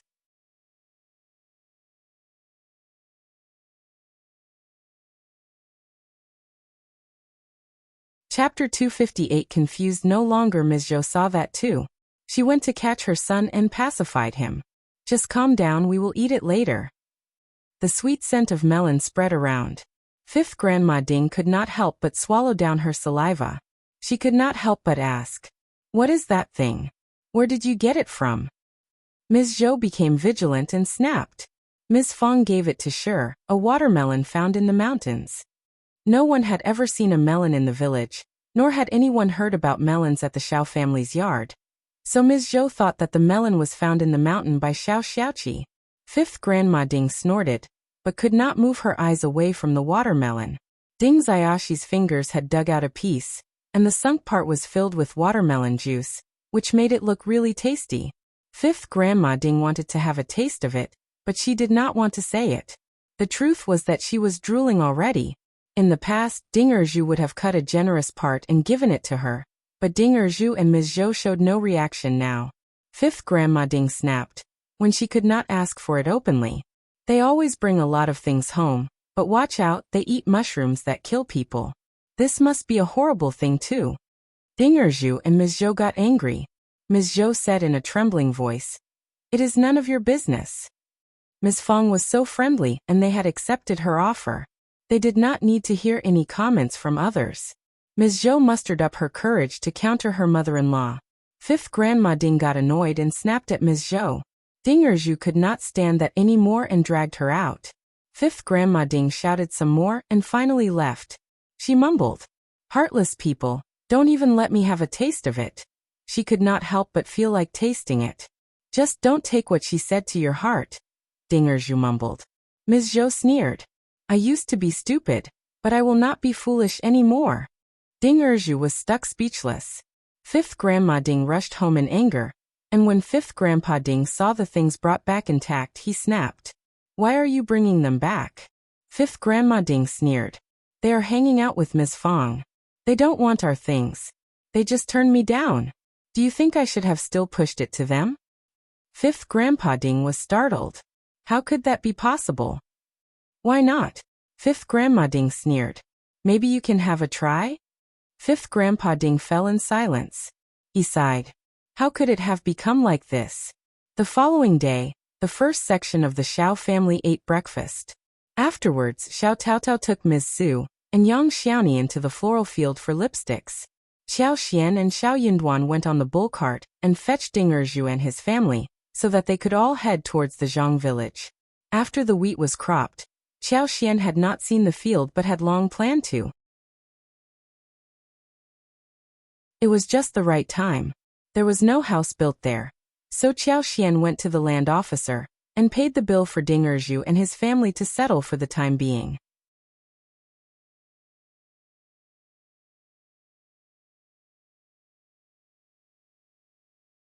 Chapter 259 Fields. As Xiao Xian had bought 5 mu of fields. She still needed to build a yard and plant some stuff. Since Ding Erzu and his family were here, a simple house could be built first for them to settle down. Xiao Xian needed to make a good plan about how to build the yard. They could have 3 wooden rooms built for his family. Before winter arrived, she was going to have a large house in the huge yard built for Ding Erzu and his family, who should be used to the work by that time. Everyone was eating at the Zhang village. Zhang Xiaofeng and Zhang Chunlai came to greet them happily upon hearing the news. It was always Xiao Yunduan who dealt with guests. In this era, women were always looked down upon and could not keep control of the situation. For another, Xiao Yunduan was the cultivated talent who would subconsciously attract some respect from outsiders. Thirdly, since Xiao Yunduan usually had no expression on his face, he looked very intimidating. Xiao Yunduan glanced at the couple and greeted them, introducing them to Ding Erzu and Ms. Zhou. This is my uncle and aunt-in-law, and they will be living here from today on. They would be in charge of the business here.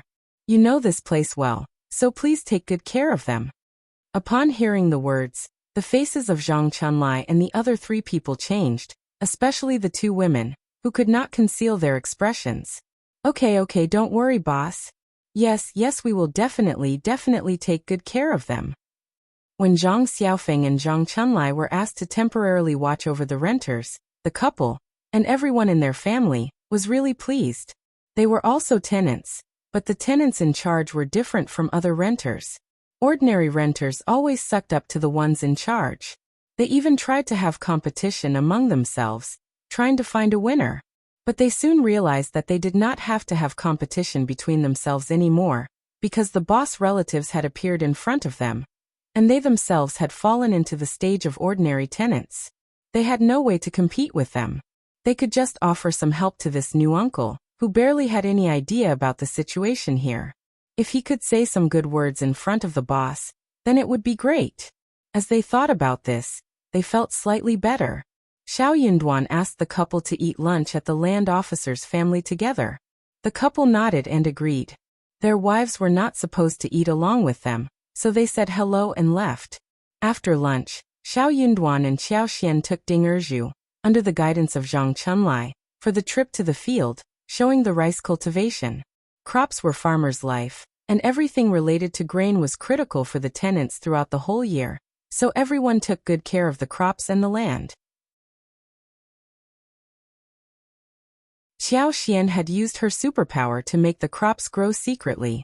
Though there was no big difference, the rice would definitely grow stronger, better, and not bug-ridden. Those long, soft leaves were dangling, looking really beautiful and radiant, so lively that Xiao Xian felt very satisfied.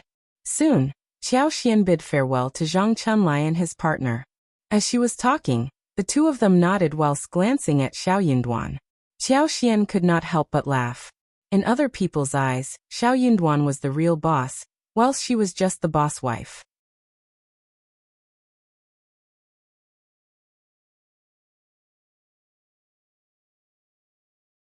Chapter 260 Words After all, what did women know? Xiao Yinduan said. My wife says that you can go home now since everything here is sorted. All you need to remember is that you have to listen to my wife's orders, and to take care of the fields whilst helping my uncle with the work, and you will be treated well. These words were exactly what Zhang Chunlai and his family needed to hear. Feeling assured, Zhang Chunlai smiled and said some flattering words, before leaving politely. Ding Erju let out a sigh of relief and wiped the sweat on his forehead. He laughed bitterly. Nephew, am I going to be in charge of these tenants? I am not very sure about it. What if I ruin your business? I will. Uncle Erju, don't worry about it. Qiao Xian smiled. Actually, the tenants take good care of their respective fields. All you need to do is to stay here and guard them, in case they cause some trouble. You can leave the rest to the others. If you need anything or run into anything that is not good, just tell us about it. Xiao Yinduan nodded. Yes, what you need is to stay here so that the tenants would be careful about their work. It was their food they were taking care of.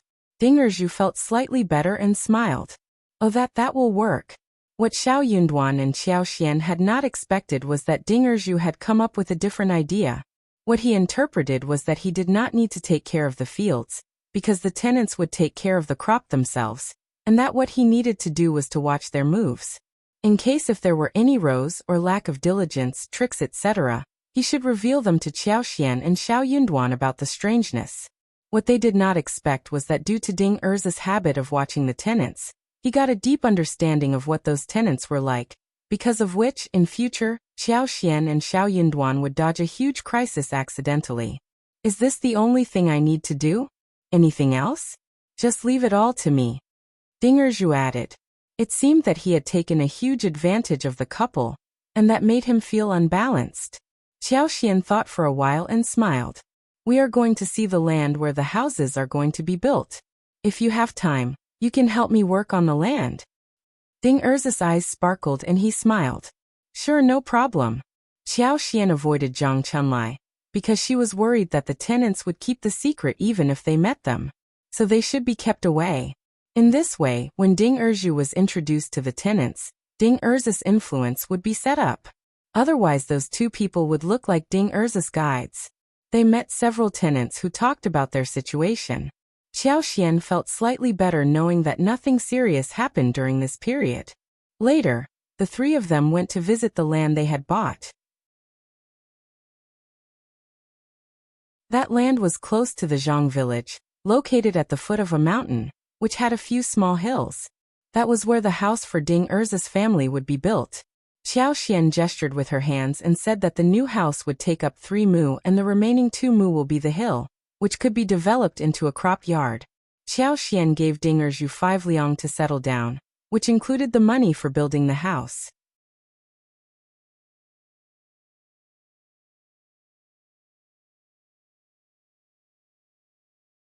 Chapter 261 assured the cooking utensils, rice and flour and daily necessities were bought. They could buy vegetables themselves, and also could raise chickens and ducks. In this way, they would be able to settle down properly. 5 liang could make them buy a lot. The family could easily live on it for 3 or 4 months. Ding Erzu did not turn the money down. He had nothing in his hands. Feeling burdened, he sobbed as he held the money in his palm. Nephew and niece-in-law, please count it against our salary. We can't ask you for any more money. Qiao Xian smiled. In that case, count 2 liang out of it as wages. The house building is not counted. When the house is torn down at the end of the year, we can still use the wood.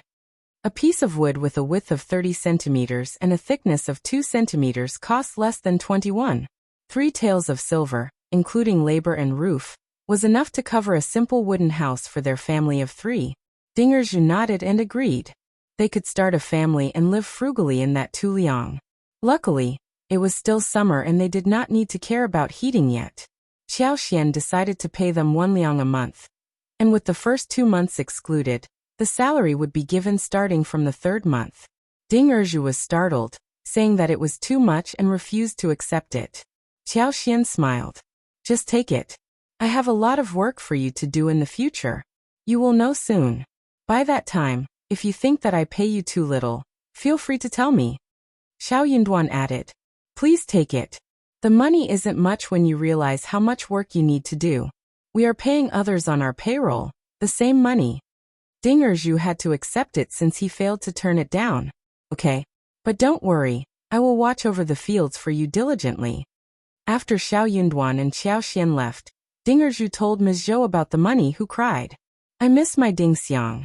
She was such a nice child, I wish I had. I had. Ding Erju replied with a pale face. It was my fault. Ms. Zhou felt sorry for him and shook her head. No, it is not. Anyway, let's just drop it. The couple sobbed, looking at each other for a while. Qiao Xian felt her heart feel lighter when she was done with this. Zhang Chunlai was not part of her family, and she had no time to train her employees. So she hoped that Uncle Erju and his wife should be able to do that well on her behalf. After 3 days, Xiao Yunduan would go to the college for discussions with his fellows and teachers. Qiao Xian told him about going into town with him, so she could visit Manager Qin at Mingren Tang to talk about tea leaves and watermelons. Xiao Yunduan did not turn her down, but he still felt quite worried. At that time, you should stay at Mingren Tang and not run about. Manager Qin is our friend and he won't set us up. Feeling warmed, Qiao Xian smiled. Don't worry, I won't wander around. Manager Qin would not be able to set me up so easily. Xiao Yunduan smiled and nodded. The following day, Qiao Xian continued to work on the lipsticks in the floral field. Soon the Yuezheng family should come to fetch the goods. She was going to stop the work of lipsticks after she had 1,200 pieces ready. Qiao Xian did not foresee that Yuezheng Xiao would come to the village personally, and that Xie Jingrong would be with him too.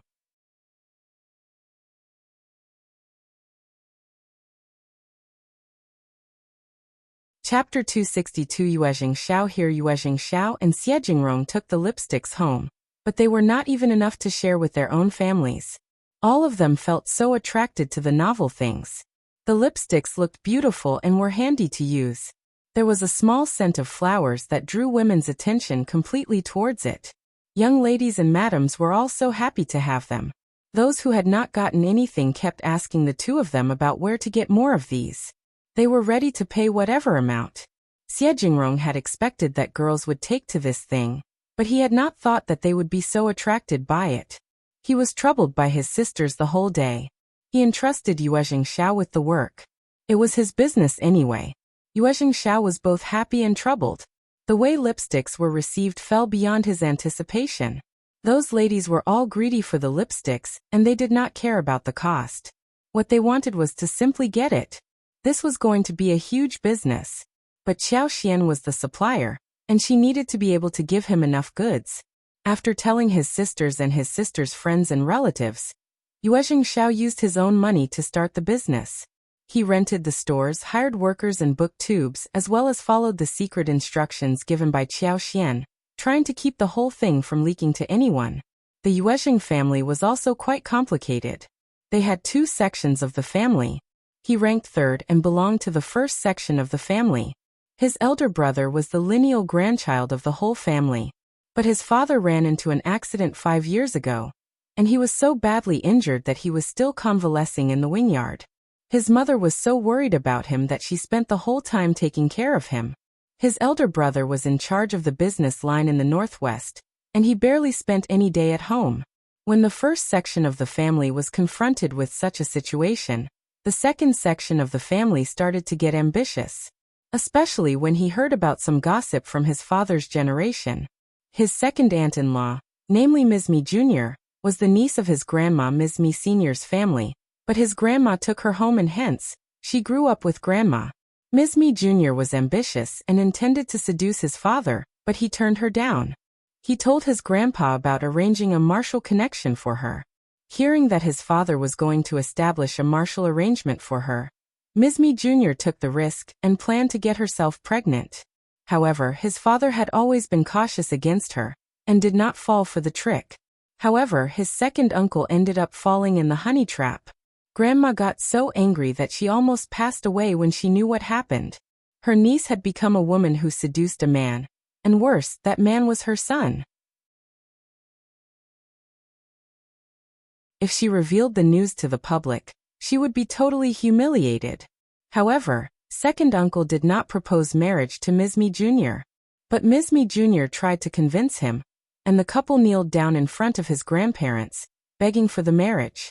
But Grandpa turned down Ms. Mi Jr.'s proposal of becoming the lineal wife. She had used a terrible method to come into the family before the lineal son got married, which was quite disgusting. Therefore, Grandpa sent her back to her own family, and arranged a martial arrangement for his father, who married his mother. 3 months after his mother was married to the family, Ms. Mi Jr. managed to become second uncle's wife. His mother had no idea about what she did earlier, and she kept sucking up to her, so his mother treated her true-heartedly. After all, they were sister-in-laws. But disasters happened. They were never on good terms with each other. Ms. Mi Jr. was always in a shadow under his mother, but she knew his grandma well. So she kept serving his grandma and sucking up to her. After a long while, his grandma started to like her more.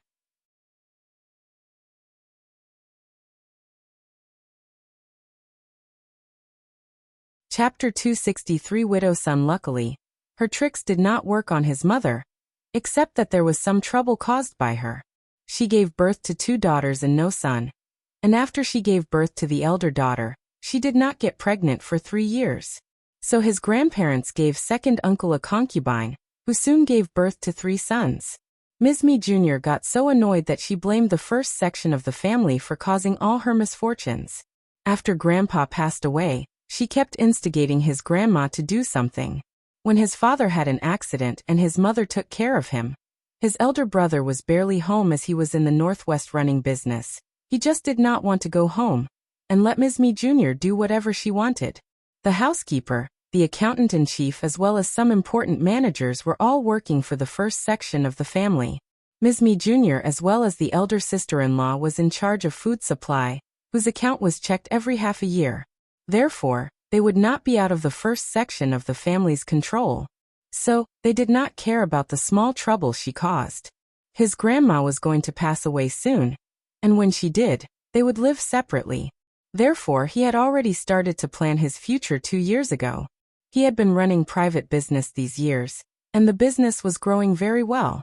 After they separated in the future, he was going to integrate the business, which was sure to grow well. Therefore, how the second section of the family did had nothing to do with him. He was so surprised by how the response to the lipsticks turned out. It was going to be a huge business. He was going to open some high-end stores for cosmetics. Feeling bored and attaching great importance to this business, Qiao decided to go to the county again personally. He asked Xiejingrong whether he wanted to come along. Surprisingly, Xiejingrong agreed and both of them went onto the wagon and headed out. Qiao was very curious why his spontaneous idea was approved by Xiejingrong. Xiejingrong did not at this proposal. The two of them had some pastry, tea leaves and gifts ready and started to head toward Shouting Village. The servants and the coachman had no idea about the way, so they kept asking around. They still needed to ask about where Xiao Yunduan and Qiao Xian's home was. Xiao's servant, Chu Shan, hopped off the wagon and looked about. Seeing an aunt walking not far away, he went up and greeted her. "Please, where is Xiao Yunduan, the cultivated talent's home?" The aunt whom Chu Shan asked was none other than Widow Sunday. Hearing that he was asking about Xiao Yunduan, Widow Sun got really furious. But as she turned around and looked at the wagon, she saw Xiao and Xiejingrong. They had lifted the drapery and were looking around, chatting happily. Widow Sun was not standing very close to them, but she still caught a vague look of Xiao and Xiejingrong. These two young masters look so handsome and rich too. She smiled. "Are you cultivated talent Xiao's friends?" Chu Shan thought for a while and nodded with a smile. "Yes, we are." Widow Sun felt even more jealous. How was Ms. Fong lucky enough to get cultivated talent as her son, who had rich friends and even married a rich daughter-in-law? Widow Sun felt so annoyed about Xiao Yunduan. 2 years ago, her daughter Ding Qingqing told her bashfully that she wanted to marry Xiao Yunduan, but Widow Sun had rejected her proposal. At that time, The first section of the Qiao family was under the control of the second and third sections of the family, and Xiao Yinduan had not yet made it to cultivated talent, so Widow Sun was not very satisfied with his family.